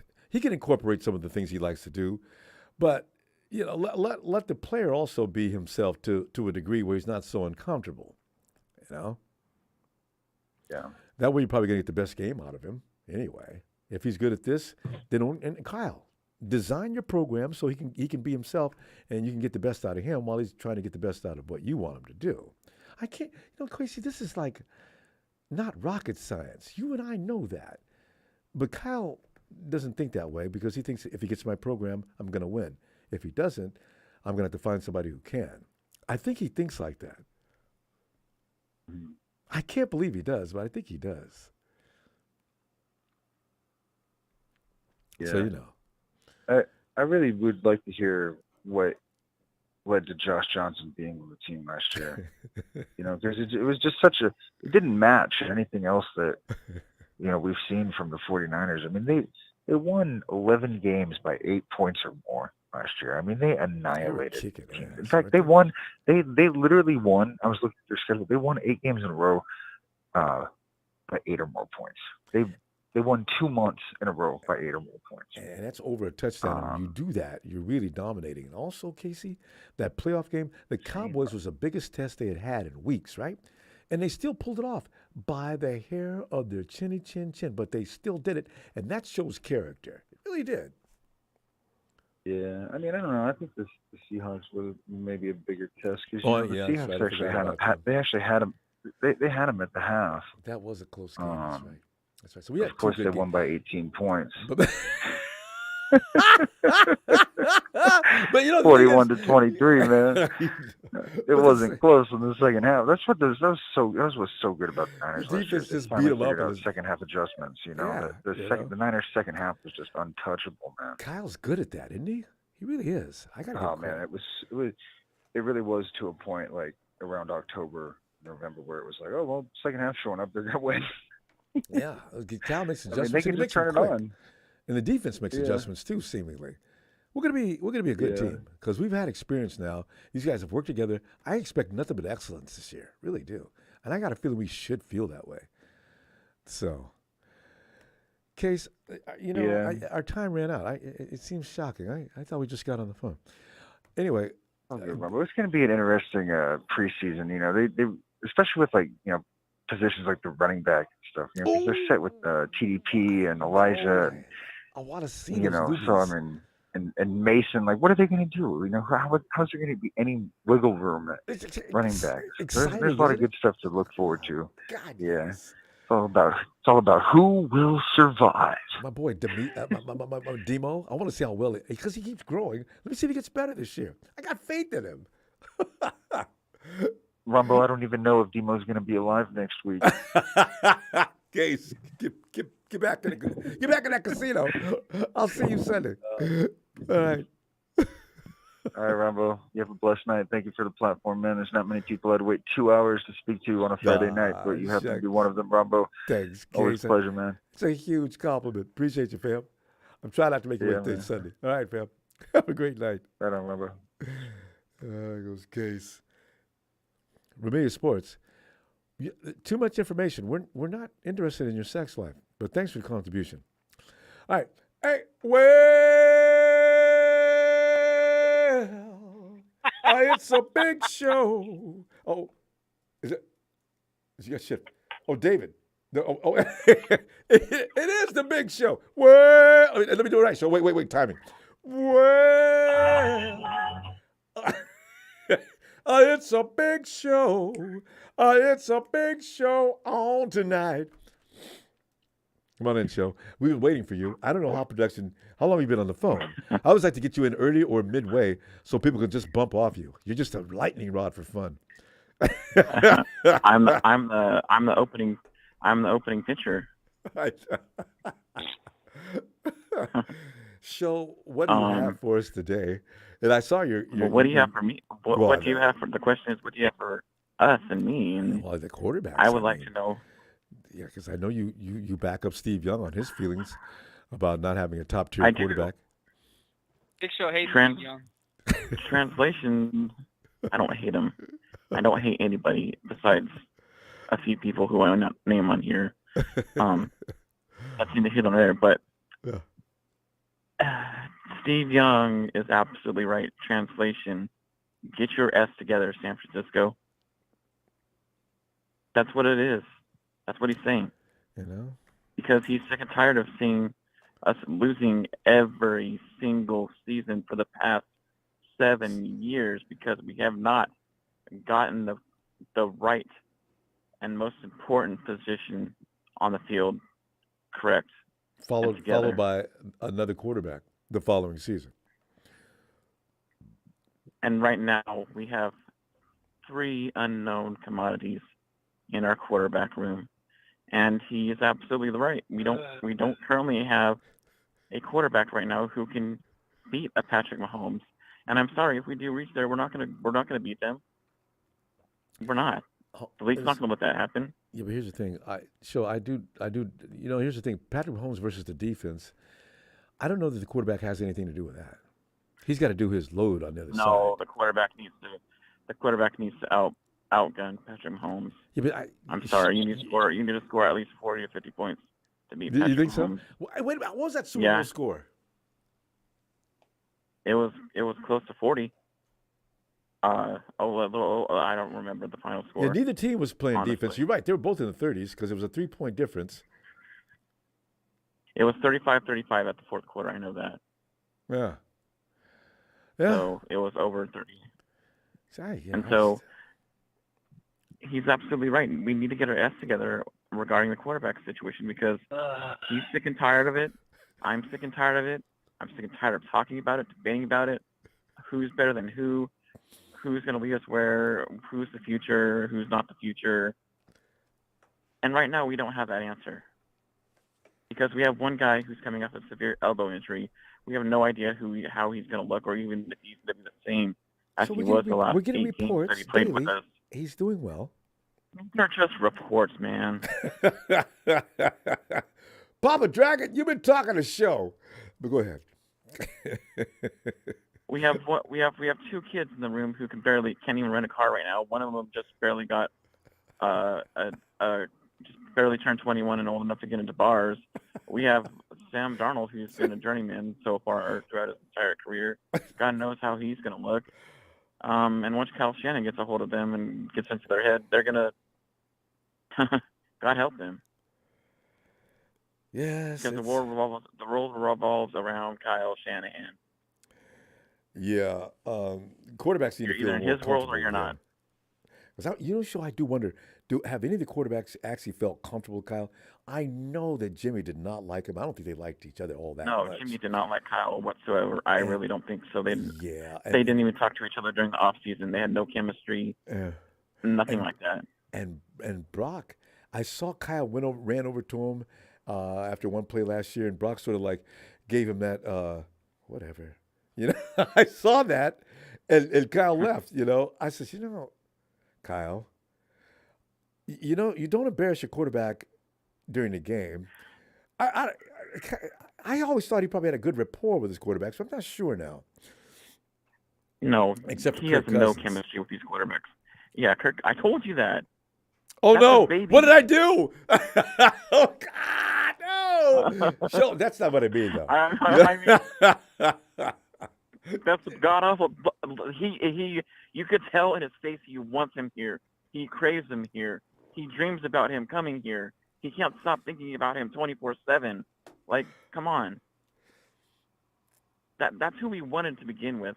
That is exactly why we're in the situation we are in now, because he didn't evaluate a quarterback when he first got here. Because he was holding on to hope that Kirk would be here. Well, you know, we could have got Nick Foles. Nick Foles has won a Super Bowl. See, this That was the joke, Ronbo. Come on. Against Tom Brady. That was an anomaly. He look, where's Nick Foles now? Where's Nick now? Selling insurance. Does he have a job? Yeah. No. He's selling cars right now. He's selling. He's flipping burgers somewhere right now, or he owns a McDonald's by now. Yeah. Or I was something. gonna say he could own a McDonald's. He could own a franchise. Carson Wentz carried that team into the playoffs before he got hurt. He was about to be the league MVP that year if he didn't get hurt. You know. And then he would have a job right now, Carson Wentz, if that whole trajectory turned his way. Poor Carson. He won that Super Bowl. And he hasn't I been know. the same since. He was such a great quarterback. He is so much better than Jared Goff. I think that was a smart choice to pick him over Jared Goff. Yeah. See the healing road there either, but so not now. Steve's I right. don't know which one's the better one now, between Goff and. Well, Goff is turning his career around with the Lions. I think they're going to be in the playoffs this year. The Lions. I have no doubt about that. There's no doubt in my mind either. Their division's gonna. I think they're gonna win that division, even though Tony. Their division is so weak without Aaron Rodgers. It's not even funny. Justin Fields is almost Tony to a says- complete bust. Tony quarterback, believes- according to Atlanta Tony believes Colin that Cowherd. the Packers are going to surprise us all. But I can't. This is going to be why I can't wait to see this. There's several games. The Giants versus the Packers. That's going to be hot. Who's going to actually take over that division? The Vikings. The mighty Vikings are out of it. But go ahead. Before I end my points tonight, if we don't make the playoffs this year, Ronbo, there's two things that are going to happen. Either Kyle or John, and you and I have talked about this on the side.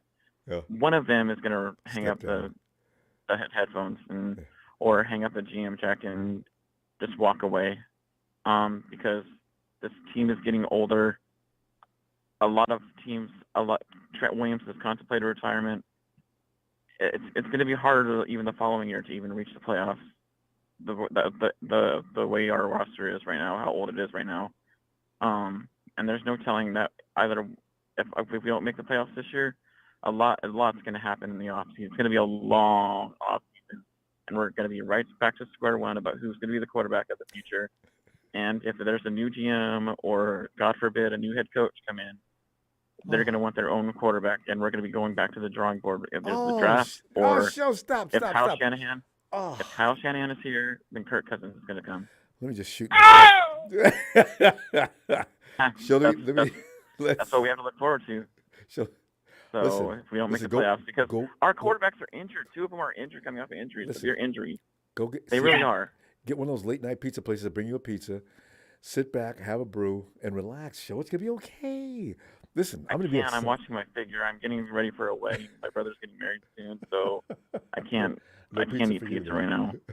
Okay. No, I'm the best man, so I got to look my best. So. Listen, I'll see you Sunday then. Would you bring some more? Yeah, goodies? for sure. Shout out to everyone. Truth hurts. Truth hurts. Shout out to everyone. Take care. Night show. We had a couple of people here that, I can't wait. They'll let us have a winning season. I can't. The first thing I'm going to do, we're going to get Show on the phone first. Show, what up? Is it? 49 Brothers Show, stop with the negative wave. Stay positive. Good grief. And Harold, non-elite quarterbacks have won Super Bowls. We mentioned already one, Nick Foles, in the past. 49ers will win a Super Bowl with Brock Purdy this season. Enjoy the season. Go Niners. Thank you, Harold. That contribution. I'm telling you right now, schemes can win a game. There's just no, the guy that goes all the heavy lifting. because there's so many guys like that we're talking about that have gotten their brains beat out. I mean, Aaron Rodgers is so used to getting beat up. If Aaron goes to the Jets and loses, it is going to confirm a lot of things. Hey, David.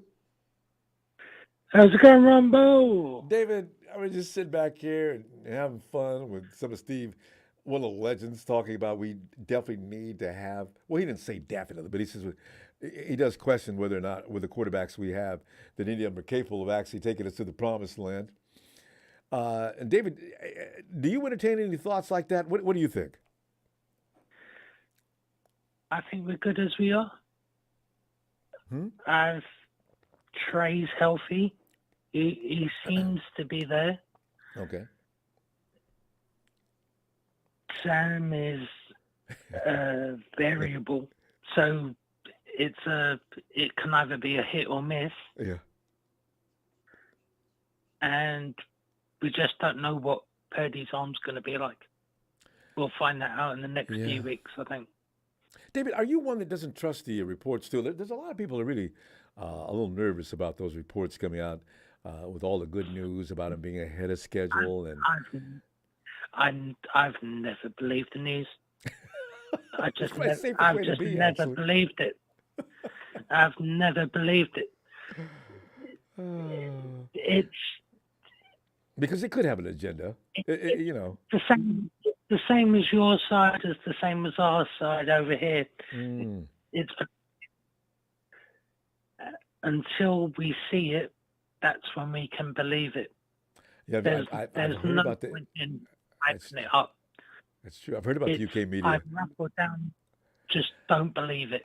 Hey, let's see what we can see. But if we can see Purdy throw, we're okay. Yeah, and then you can believe it. Yeah. Dave, that's when we're okay. You mentioned though, like UK media versus US media. Do they go on and on about some of the football clubs, like Leeds and all the other ones, and the teams? Do they fabricate stories to drum up interest? They try. Yeah, I guess that's just. I mean, it's hype more than anything, but it's a completely different game. Yeah. I mean, football or soccer compared to American football, it's two different sports. But with soccer, it's a completely different thing. It's whether someone's okay to play or not okay to play, and that's basically it. Whereas American football, or football over your side, it's more, can he play? Is he this? Is he that? It's a lot of questions over something that should be really simple. Is he fit or not? Yeah. And it'll have a bearing on the game. If we were to happen to come up, let's say, two guys at once, George Kittle's not going to play today, and Deebo Samuel is a game time decision, we're all going to be going, oh my God, Christian McCaffrey's going to have to carry the load today. Oh man, we're going to get him hurt too. Damn it. You come all undone, right?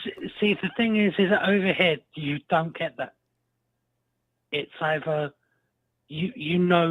within the hour before, it's either a yes or no. There's no up or down. Oh, we think we are, or we think we're not. There's none of that. It's a simple yes or no. And you get ready to see a game, and hopefully it's not just completely impacted. Yeah. That's it. We usually have days. David, how many days sometimes we find out about a player that got hurt the week before, and he's a game time decision. By Wednesday, they've got to go over the game plan and everything else. Well, I didn't go through the walkthrough today, but the 49ers have not ruled out the possibility. That's usually now the nerves. This is how they keep the 49ers. You don't get none of that. Oh. We just get a simple yes or no, and that's the end of it. Yeah, that's a drama built up. I mean, personally, I kind of take that point of view with the same as the Niners. It's a case of, is he going to play or isn't he? They won't tell you. And they'll keep the other team And guessing as that's the best way to play it. Yeah. Personally, Yeah. the most staff I've ever been was first time I ever went to Candlestick Park. Mm-hmm. Had my Willis jersey on, All right. all ready and playing. Is he playing? No, he's out with an injury. God damn it. Okay, all right. There's David came all the way from the UK to sit and comes with Willis, and Willis is going to play. What are the odds of that kind of bad luck? Oh, Dave, I'm so sorry to hear that. That's just awful. That and more. That's terrible. I went crazy. I mean, we won. That was the main thing, but you still, yeah, you wanted to see the guy. I saw him play twice over here, and it was funny that I go over there and. Yeah, right. It's convenient. He didn't. He comes to you, and then you come over. You know what, though? And I don't know if the NFL is going to get serious about that, but there's been talk. You know, in the NBA, they rest players because it's a long season, and they want to make sure those blue-chip players are available for the playoffs. Now, if the league expands the games, and they've never stopped talking about that, we could see within the next few years a 20-game season, I can imagine, right? Now you're going to have to start resting players. I don't think so. It shouldn't be possible. I really don't. That's why they've cut the preseason short to make the season longer. Because guys are going to go down. And it's the same as a European game or a European team. I don't see it. Just logistically. Yeah. I don't see it. It's really going to be. It's going to be difficult. I mean, owners literally. they want more money. That and this is how crazy it was. The Chiefs Dolphins game for Germany. Mm-hmm. Guess how many people wanted to go for that game, and they were ready for this is at login. How many? Because I didn't right, see for that. for 70,000 people for the stadium. Whoa, that's a large 3 facility. million. Man. 3 million. God. That was the queue line. Aren't the London crowds are pretty big too, right? I mean, what was the capacity crowd last time? We played the last year. No. Literally every game is a sellout. No matter whether it's in London or Germany, it's a sellout. Well, that's amazing. So yeah, NBA's been expanding. But the thing is it's a case of everyone in Europe trying to go into one game. So that's why there's so many. You couldn't fill it out if you tried. Yeah. See, because every game you're going to sell out because you're getting the whole continent trying to get into one game. And it becomes like a novelty. This is why I say there could be an expansion for that reason. David, think about this for a minute. 20 games, right? You pay, your team goes over. We'll send 6 teams over to the UK, and they're going to be there, or Germany, or to Europe. And they're going to spend a 5 to 6 week period there. They're going to have bye weeks following each and every. They're going to play 2 games there and have a bye week to come back to recover, and they resume in America. This is why I'm saying it is actually feasible that they could probably pull this off if the European League can be developed. I see, because the NFL is now ridden with greed. They want to make more money, and from what you just said, there's a lot of money to be made in Europe for the NFL. Do you know what I could see? In all fairness, if they did this, it might work. Yeah. If they done pre-season in Europe. Yeah, even that, huh? Let pre-season be in Europe, so you get the whole team playing, you get workouts, blah blah blah, and you get the full season in while promoting the game at the same time, which would be another prerogative they'd want to get. You know. Anyway, so Dave, you and I'd love to go talk about this with you for the next 2 hours. It's really intriguing. But we got to go now. Anytime. All right. let's. I'll be back Sunday if you got time. Go Niners. We're ready at quarterback. Let's get the preseason going. Purdy's going to be all right as long as someone throws the ball to Kittle. We're okay. Yeah, and hands it off to the running back, whoever that is, and Debo, and we'll be fine. The defense will take care of itself. Yeah. All right. Dave, great to hear from you again. We haven't heard from you in a while. Shanahan's got the plan to give the ball to whoever, and they'll just run it. I've got no worries. That's his style. All right, Dave. You have a great day. I'll talk to you later. And for you.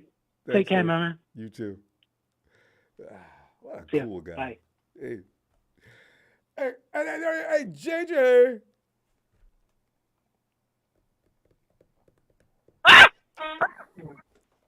Hey, and Gene D, the Seahawks still suck, brother.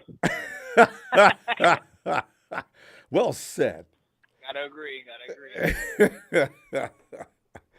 JJ, come on in here. Yeah, I had a feeling Jay's going to have to come in and do a rebuttal for Big Show, who's getting ready for a marriage now, or wedding, should I say, and he's got to watch his figure. I enjoyed that line. I know you did too, JJ. Big Show's 4 months pregnant. JJ, your speaker. I gotta tell the speaker has it now. Okay. Right? That's actually something clicked and came a little louder. Okay, go ahead. I don't want you to run into anything. Because are you moving? Yep. Some slow dude in front of me won't move. You got that big, massive unit? Just run them over. I've always dreamed about that. Because even my own car I'm driving, and people are doing it, if I could just roll over the top of them like they're doing. What do they call those monster cars? Those tournaments? Where they have, trucks. I've always wanted one of those so I could just drive right over the top of a car and have give that horn. I had to roll over. God, I rode. Driving. Well, I gotta stick this, Rob. So, I want to say something to you, Ronbo, and to the chat. I mean, real easy. I have to agree with Big Show simply because everything he says, the opposite happens. So just be happy. We're going all the way this year, guys. Yes. So, Show, you gave us a kiss of yes. As we always do. You're wrong about Bosa. You're wrong about all these other players. Anyway, so going back to what you said earlier tonight, Ron, but what you're saying about the whole how bad it hurt with Tom Sula and Chip Kelly, it's because we hadn't won in so long to have something. Not only that, the shit on top of the cake was that we had never lost a Super Bowl up to that point. Yes. That hurt. Lingering. So to go back to that, we hadn't had anything like any type of winning season since Garcia. Yep. So I was like, we didn't want it anymore.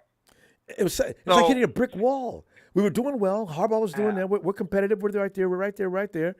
And then, bam, Tom Sula, Chip Kelly. Oh, man.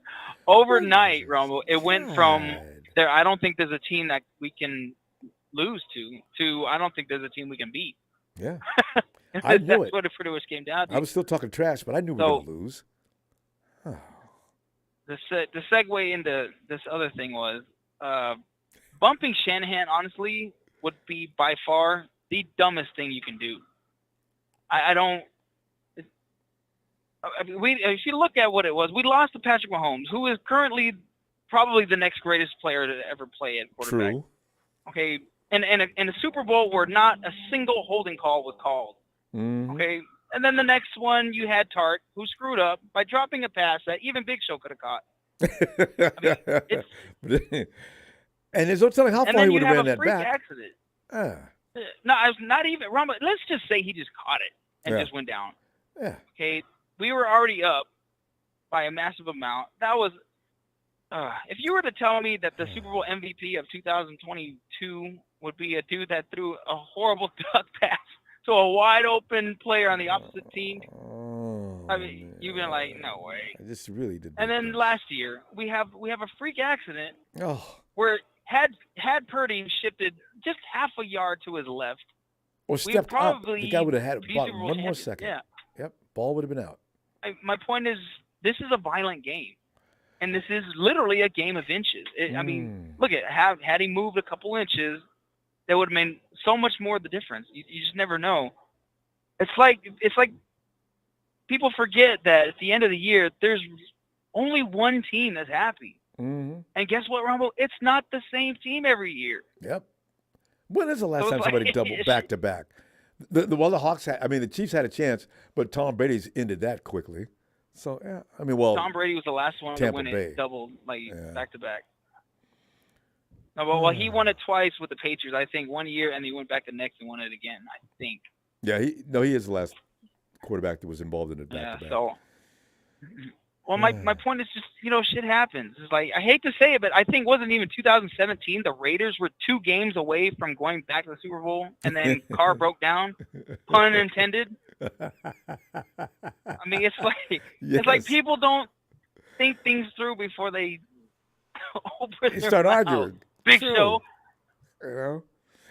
But Show just wants to see something happen. He's seen bad stuff, like you just mentioned that from the Harbaugh period and through Chip and Tom, and then we're having these game losses. We're losing. You're right there at the well 3 times, and we couldn't drink.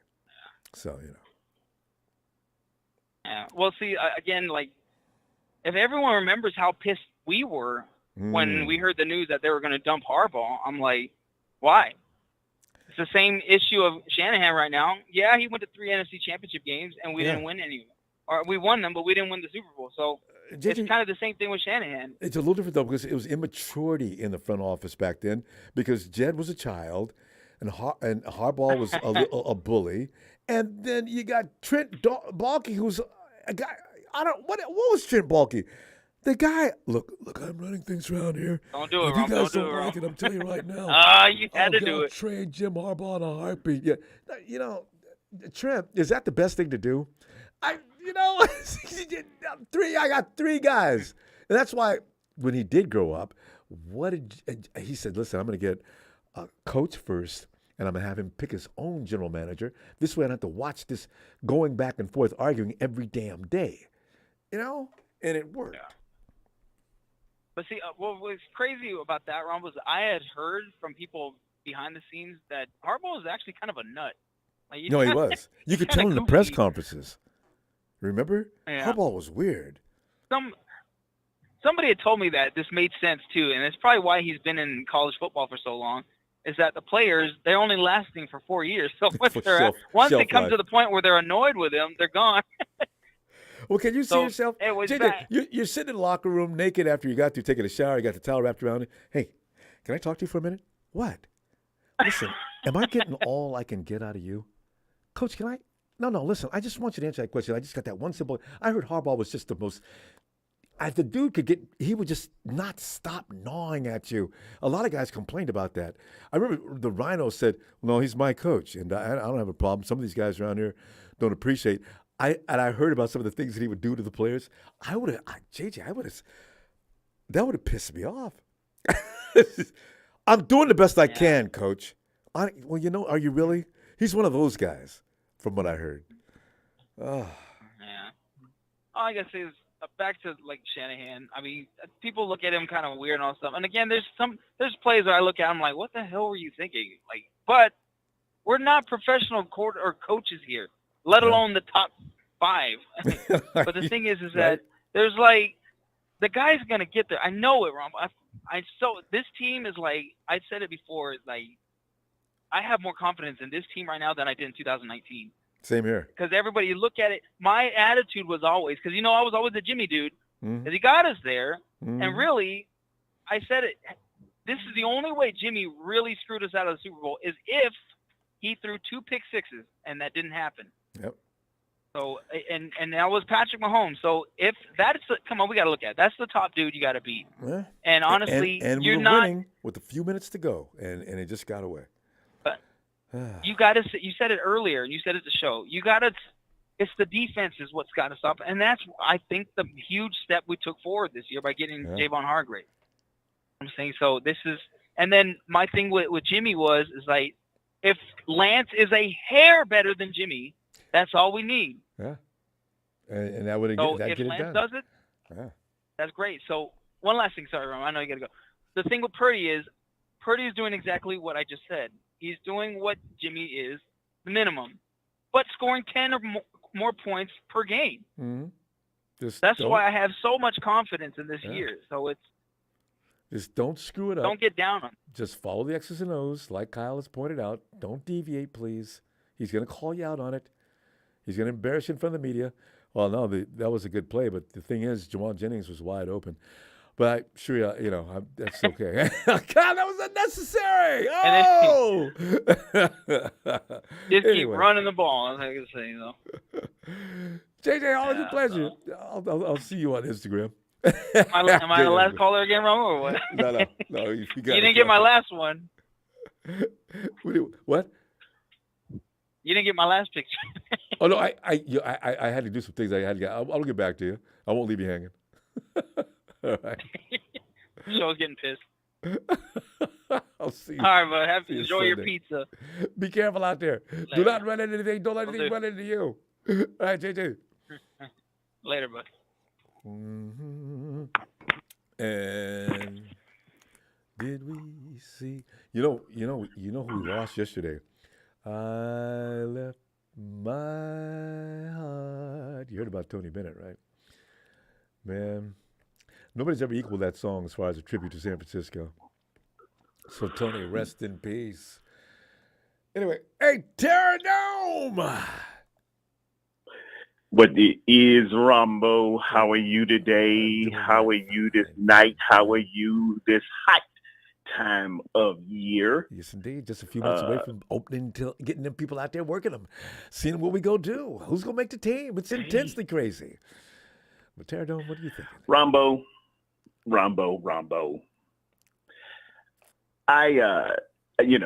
I played this game for a long time. I've watched this game for a long time. I've studied this game. I'm not a fan. He's a student. I am a steward of this game. And let me tell you, I had a coach tell me one time, and some people remember it now. He said, there's a man that thinks he can, and there's a man that thinks he can't. Yeah, both of them are right. Which one are you, son? Which one are you? And you look at you with them steely eyes for an answer. I hear everyone, including the Prince of Pessimism, the Duke of Doom, the Sire of Skepticism, the Count of Contrarianism, and the Knight of Negativity. But I'm telling you right now, Ronbo, this team is loaded like an 18-wheeler, 45 feet, packed to the gills. We got all pros and pro bowlers all around this mug. We got coaches. We got two coaches who have head coaching experience. Chris Kusarek is awesome. Chris Forrester is awesome. And I had the pleasure of interviewing Mr. Spencer Burford just last night on East Coast Red and Gold. And let me tell you to a man, Ronbo, we are packed to the gills, and we got some fire coming off, and it ain't just me. It's other people coming around me. The Steeler fans are coming to me. The Cowboy fans are coming to me. Whoa. Everybody knows. Because they ain't got no respect for y'all nobody. got something brewing in San Francisco, California. And we already, 31 teams are unnoticed. They're on notice, and 31 teams are going to feel what we about to give off. I know there's a lot of skepticism and things going on with the quarterback position. Is Brock ready? Will he be ready? Can he duplicate it? Can he do it? Let me tell you, we just look at a person's history, and we talking about an overcomer versus an achiever. We're talking about a man who changed the game in a Power 5 conference, who threw for 80 touchdowns in school, who just showing what we already knew was there. And if you like Trey Lance, And I do. And I adore this kid. And I want everybody to get this sound bite. That dude is out there grinding every day, trying to get better, trying everything possible to be on that field. I love them both, and we got it on this team. Don't forget Sam Darnold. Sam Darnold's been through a lot, and let me tell you, those Jets, that ain't where you want to go, man. Those Jets have ruined a lot of careers. I don't remember, besides Chad Pennington, I don't remember anything in recent memory in terms of the New York Football Jets that says, as an organization, y'all got it together. Maybe Sanchez a little bit. Ronbo, we got to go back, and you and me are a little older. Richard Todd, maybe? Richard Todd? You got to give this man a shot. Yeah. Let him do what he do. Yeah. Ronbo, for anybody, real quick, for anybody saying we don't have a franchise quarterback, we can't do it, it'll never happen. Y'all stay at the bus station. This bus is getting loaded up, and we're going on a great American bash. I'm going city to city like Ric Flair, used to. He said, we're going to boogie in Charlotte. We're going to go up to Pittsburgh, Pennsylvania. I'm going to see you in your town, wherever you may be, Las Vegas, Nevada, anywhere, anytime. You got to walk that aisle, and you're going to see the San Francisco 49ers wearing red and gold and black and taking no slack. Put everybody on notice. I got CMC in the backfield. I got Elijah in the backfield. I got Jordan Mason back there. And if they ain't want to work, if they don't want to play that day, I'll roll TDP out you. I got all pros at every position on the defensive field. That's right. I didn't stutter. We got them on defensive line with Nick Bosa, Javon Hargrave. I got them in the middle with the great Fred Warner, and Greenlaw's a beast. I got him in the back with Tyler Noah Hufanga. I got a rookie coming up. I got another one that's playing good ball. I got Ward on one side. I got another one. I got Demo on the other. Talk about it. I got anything you need. Yes. I'm coming with it. So if you're not on board, go ahead and jump off and be like that little skinny dude on Captain Phillips and jump on somebody else's boat and say, I did Captain now. We are ready to go. I'm excited about this season, man. I'm excited, Ronbo. The and they ain't team gonna is talk to built, y'all, but I mean, for slaughter. I'm talking. You know, Nat Geo's built for the kill when they do that. And they show these insects and creatures and snakes and everything that he can devastate. They can put the 49ers on that show and watch what they do to opposing teams defensively. I'm telling you right now, it's going to be like two wolves tearing meat apart. When you see him go after that quarterback, I can't wait for that. I worry about some of the quarterbacks are going to play. Boa constrictor. It's boa constrictor power coming at you. We're just going to wrap around and suffocate you. And then Brock Purdy, man. Brock Purdy has just, man, what has he not done? If I was him, I'd stand in the middle of the arena, like on 300, and say, "Are you not entertained?" On Gladiator said, "Are you not entertained?" I have put up 33 points everywhere I have been. I have gone to the playoffs and put up 41. I have won when that other guy, the franchise quarterback, said, wait, Dak Prescott coming to town. And true, hey, Dallas was a good defense, coached by the guy who knew Shanahan's offense through and through because he was a head coach in Atlanta. And did he struggle a little bit? Yeah, because that's playoff football, y'all. That's how you get down. You got to get gritty. It's not that September football where everybody's running around in Under Armour and you can make passes and catches and look sweet and put up 50. It is playoff football. You got to get down and get it. And all you do is minimize the mistakes, make the plays when you need to make it, and put them in error, put them in conflict, and you make the play when you need to. We saw a Super Bowl one time with the great Tom Brady, who's the greatest that ever did it, and I hate everybody who don't like it, but he is. But when they had it was the Rams versus New England in the Super Bowl. Ronbo, they didn't put up daggone points because there was some defenders going out there that day. It was 17-7 or something like that. I think it was maybe one touchdown. Playoff football, postseason football is different, y'all. Way Don't different. judge this man because he had a rough time in the postseason. Tedo, I got to pump the brakes. Listen, Go ahead. you're the entertainment in your own. I could just sit back here for an hour and a half and just watch you work. I don't need to say anything. I know you can. And all your folks can holler at me on Terradome. I have launched my podcast. Good. I am out there. I done put a couple of things out there. Ronbo, I want to have you as soon as we can do it, my brother. I know you're a busy man. You are the dean. Respect to you.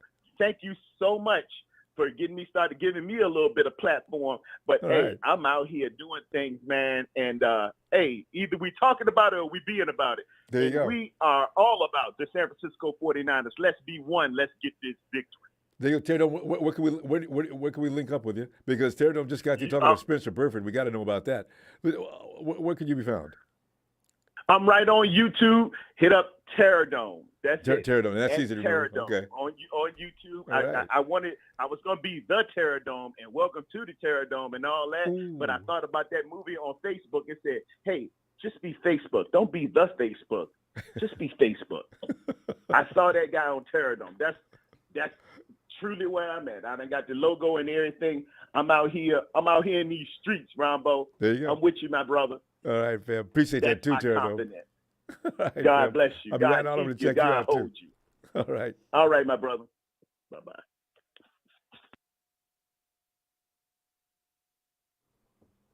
All right, fam. Hey, Tony. Ronbo, what's happening? Tony. Maybe we're sitting there cutting up and having a good time as we always do, talk about football. Since we're getting so close now. So, hey, by the way, the Falcons, you guys didn't start practice with the veterans yet, did you?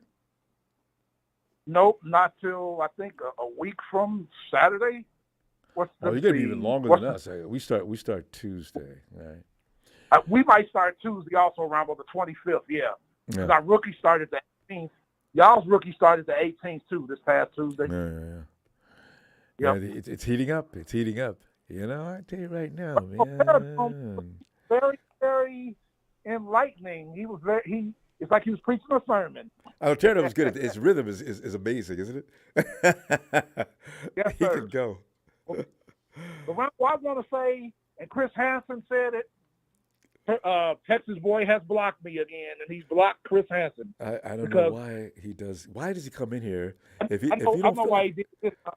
I know, right? Because I heard I upset him with that 7-10, losing 6 in a row. So he's into his feelings. There was a time when everybody in the chat, text Tommy Huxley to talk about him. Everybody, there was nobody in the chat that he hadn't blocked. Well, who's he talking to? So I said, Rob, I think he blocked you too. Well, you know what? That's fine. I guess that's why I can't see him. Yeah. Yep, because I watch you, Ronbo. I watch you on my phone and on my computer. So when he blocked me and I didn't see him on the phone, I could see him on my computer. That's how I know he blocked me. And Chris Hansen was right because he blocked him too. Well, Ronbo, I got some news. The Jets, if you haven't heard, yesterday they traded Denzel Mims to the Detroit that's what Lions. I was going to bring that up. I said, as soon as I saw that, Tony must be jumping. But they made the trade already. Yeah, so, and then I found out something else. So they traded Mims to Detroit and a 7th-round pick, and in return they get a 6th-round pick. Wow. They really wanted Mims. So and then I found out they're not getting rid of Corey Davis. Aaron Rodgers likes Corey Davis.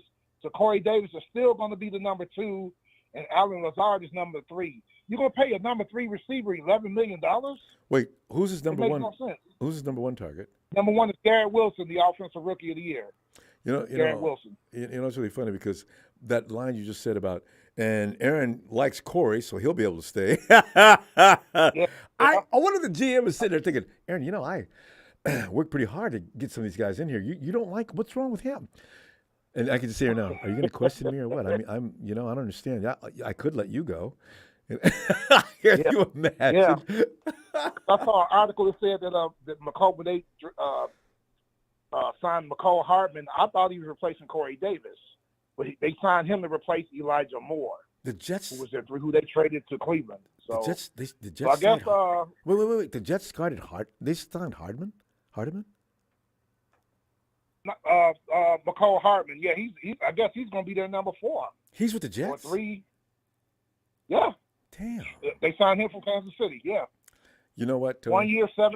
No. If they don't make the playoff, if they don't get to the AFC Championship game, they will have failed. Actually, that team, the way they've built it, and the defense was always pretty solid. If they don't go and win the Super Bowl, that has to be considered a huge fail. They're putting themselves under a lot of pressure. And Rodgers is not going to be playing for the next 3 or 4 seasons, if anybody doesn't know. So this is interesting, isn't it? They're going the Rams route.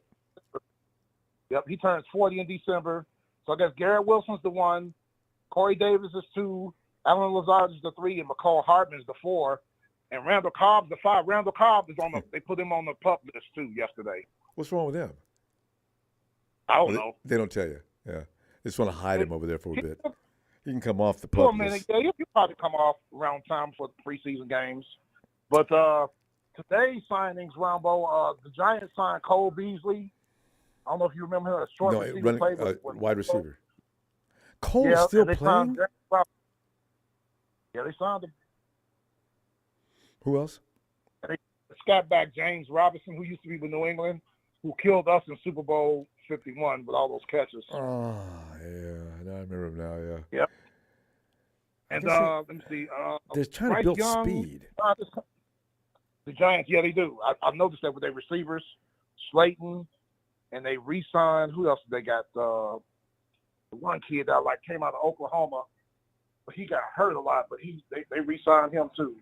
But Saquon Barkley turned all. He's pulling the Kyler Murray. You know how you take your ball as a kid and go home. He turned off all his Giant social media. And they gave him so wimpy. Well, initially they gave him a big offer, and he turned it down. You don't know about the Giants from what you just said about the speed they built. You see, you know how people are constantly saying, all he does is dink and dunk. You know, people don't understand. Standing back there making them big alley-oop throws, that's out, unless you can set that up. But that's got to be set up. But for the most part, you're going to get that ball out of your hands as quick as possible, get it to your playmaker, and see if you can make some gains. You move the chains. If you could do the big Cobra strike, you do. But this thing about dinking and dunking, which people for some reason mistakenly think that's easy, you know how hard it is to hit a timing route? And you know. Timing. I mean, come on, that's hard work. A lot of those guys who talk about throwing big alley-oop passes, they don't know how to dink and dunk. That's a hard thing to do. Yep. So. Yep. It looks like Giants are going that route. They drafted that Jalen White out of. I like Tennessee receivers, Ronbo, and 2 of them came out. They got Jalen White in the 3rd round. They signed Paris Campbell, who was their number 3 in Indianapolis. They got him. Darius Slayton is back, and Sterling Shepard. That was the guy I was trying to remember who's been hurt. Sterling, a wide receiver. Yes, he used to be their bread and butter. That dude used to be badass. Yeah.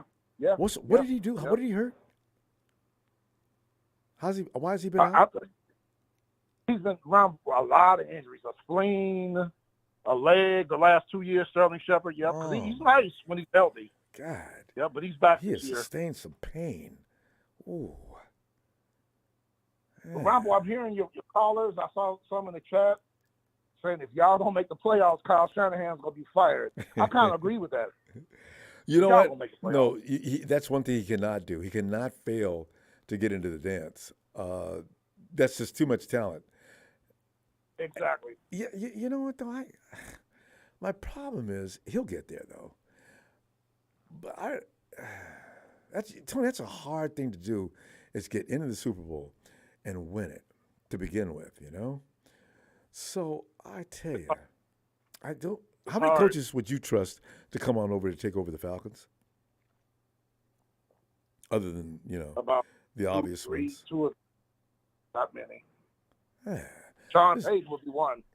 Who? Sean Payton. I like Sean Payton.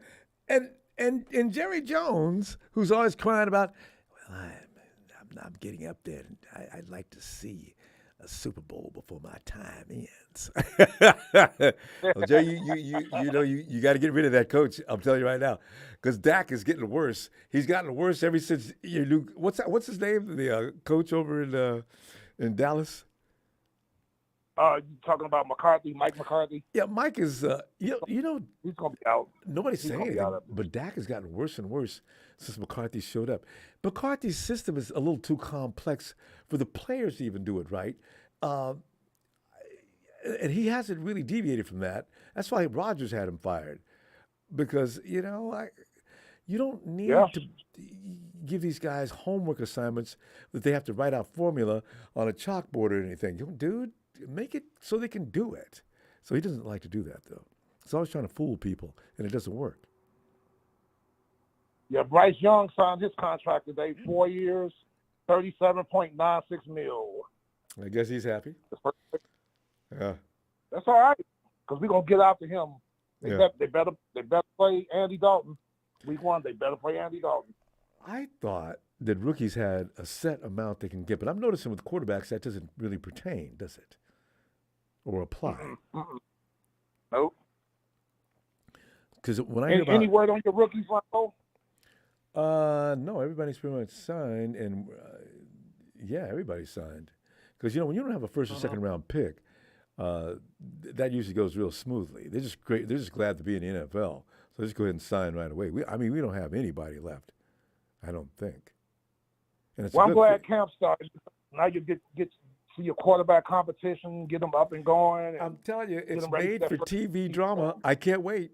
Because everybody's going to be talking about your quarterback spot. Oh, the media's going to be stirring the pot. Hey, Niner fam, I want to warn you. And Tony, you know what? You know they're going to do this too.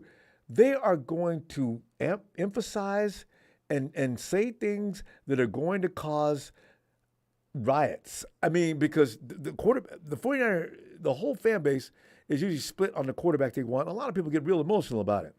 Now, if Trey goes in there and has a great day and Sam doesn't, that's probably okay. But the minute that they say that, well, it looks like Sam Darnold won the day, oh, no, don't say this. Sam Darnold hit over 70% of his passes today. Trey was struggling at 34. Then that's going to cause a riot. Because nobody wants to hear anything good about Sam. Well, yeah, some people don't care. I just want to know who's the best one. But most people have become an emotional attachment with Trey, and they want him to do well. But if he has a day of so-so, people should not overreact. I'm looking for that to happen. Fam, that's what I'm warning you about now. Don't lose it every time the reporters come in. Because Grant Cohn, there's a couple other guys. They love to put them stories out there. They're going to get going. It makes their day. So get ready. I hope they all succeed, because if Trey Lance does that, boy, Cowherd is going to have a field day. Ooh. But Cowherd won't be sitting on the field watching now. So No. he won't be taken He'll so just go by what he seriously. heard or whatever. But the beat writers, Matt Miyoko or anybody else like that we've learned to trust, Lombardi, if their stories, you know what happens? And probably the same in Atlanta or with the Falcons. If their stories don't match, well, then you sort of you breathe a sigh of relief, because you go with the reporter that you most trust. And if it's Grant, you go with Grant. If it's Lombardi, you go with Lombardi. All down the line, right? Mayoko. The Orlando had better in Atlanta. And we're in the same boat in a way, Ronbo. Desmond Ritter's unproven. So he's got to do well, or they're going to be on his behind. And we got Taylor Heineke. Taylor Heineke is the backup. So that's something happens. But I believe in Desmond Ritter, Ronbo. I'm not trying to praise him or put him on the pedestal. But Ronbo, if you look at some tape of him at the University of Cincinnati, and then you look at some tape of Roger Staubach, they remind me of each other. They got the same arm strength. They both can run. They remind me of each other. They both got great leadership qualities. That's who everybody's laughing Staubach had when I that, said military Staubach, guy. Yeah. but that's who he reminds me of. Desmond Ritter, he was married in college. He's got a little girl. He's got a family. He's very mature. And Calais Campbell said on this barbershop show the other day how impressed he was with his leadership. Calais Campbell. Did you say Campbell has a barbershop show? Well, it was a barbershop show by Harry Douglas and John Abraham, former Atlanta Falcons. But what they had a barbershop show. It's on YouTube. Did they set up in a barbershop setting? What a great concept! Barbershop setting. Yep. Yep. It was Calais Campbell, Jonnu Smith, and Jesse Bates, and they were talking about the upcoming season. Tony, I remember as a kid going with my dad, get a haircut. I'll never forget how them dudes made me laugh even as a kid. They would get to arguing, and it would get louder and louder, and they start reaching, I better put $100 on it right now. You're the damn fool. You don't know what the hell you're talking about. I'd be sitting there. As a kid, I'm terrorized, but I'm also laughing because the veins are standing out in his neck and head. He's going nuts, and my dad's pulled out his money, and they're sitting there, my God, I was exposed to that as a child. I thought that was hilarious. Yes, sir. What an idea. Get a bunch of guys sitting around in a barbershop talking ball, whether it be baseball, football, basketball, either one of the big three. Boxing. Boxing. Boxing. Oh, yeah, man. That's insane yelling. But Ronbo, during your training camp, keep me posted on I want to know about your backup defensive ends like we talked about in your last show. Yeah, because I'm looking for what's that guy's name that we picked up from I'm pulling for Marvin Davis. Marvin Davis? I got to watch that. See, because there's some people we never talk about. 278. And fast. I'll never forget who that. That's why I asked you that day, hey, who's that dude that picked that ball up? Is that a cornerback or who is that? Safety? Oh, that's a defensive lineman. What? Yep. He played tight end. He played tight end in high school. He still got that ability. My God, he was jamming. I mean, he was running away from the defensive lineman, running like that. He had good form and everything. Yeah. But your defensive line coach can get that Auburn dog out of him. That's how you get. Just like we got Jeff Okuda from Detroit in the trade. Our coaches, I saw this interview. They told Jeff Okuda, forget about using with the Detroit Lions. What we want to bring out of you is when you were at Ohio State. I'm like, I'm loving this. See. You gotta wake that consciousness up in those players. You gotta let them know. Listen, I don't know where your confidence went, but you're a good football player, and that's who I want to see play out here today and every day. You got some psyche. Some kids are like that. We can bring it out of them. Maybe Cleveland Farrell. They could be the same thing. Marlon Davidson's only 25 years old. Oh, he's still. You can still work with him. Kasura can bring the best out of him. Well, Tony, he's been in the league 3 years. Y'all can get it out of him. Look at that. Go look at Marlon Davidson Auburn highlights, Ronbo, when you get time tomorrow or whenever. I can't wait. I've seen enough already. I want to see what else he's capable of. That would be fun. Marvin Davidson. All right. Marlon, Marlon. Oh, Marlon, like the Jackson 5's Marlon. Okay. Yes, sir. Anyway, all right, Tony. Always a pleasure. I'll be back Sunday. Hope you got some time. Yeah, Texas boys back to blocking us. Yeah.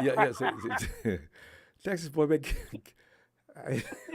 Some of the guys are coming in trolling are just bizarre people. He can dish it out, but he can't take it. Why? That's how it makes sense. Usually, that kind of person is combative, and they like all that fighting. So why come in and get mad? Yeah. Especially you came in and started. I told you why he got mad, because I said 7 and 10. I think it put him over the edge. Anyway. All right, Tony. Ronbo, you have a good evening, sir. You too. All right. I'll see you later on in the weekend. And I'll see. Yeah, and Big Show, you might want to read this. Big Show just sent you a $10. Yeah, no. He's got a long message for you, so I will see you Sunday. I'm getting ready to check that out. All right, Tony. Good night. Take care. And Gennady Moreno. Hey. Wait. Gennady is G-Block. G-Block. I know that's you. Well, Show says, in general, I'm a very optimistic person. When it comes to our red and gold quarterback room, I have every right to be pessimistic and a skeptic. By the way, Ronbo, How's James? And yeah, I mean, everybody wants to. Oh, James too. I forgot about him. You know, honestly, we've not talked to them since COVID. Okay, I don't want to think like that. But eventually they're going to surface. Soon, hopefully. Maybe they're waiting for us to start winning. You know. Show, thanks for that contribution. All your contributions, Show. Thanks a lot. And good luck with that diet.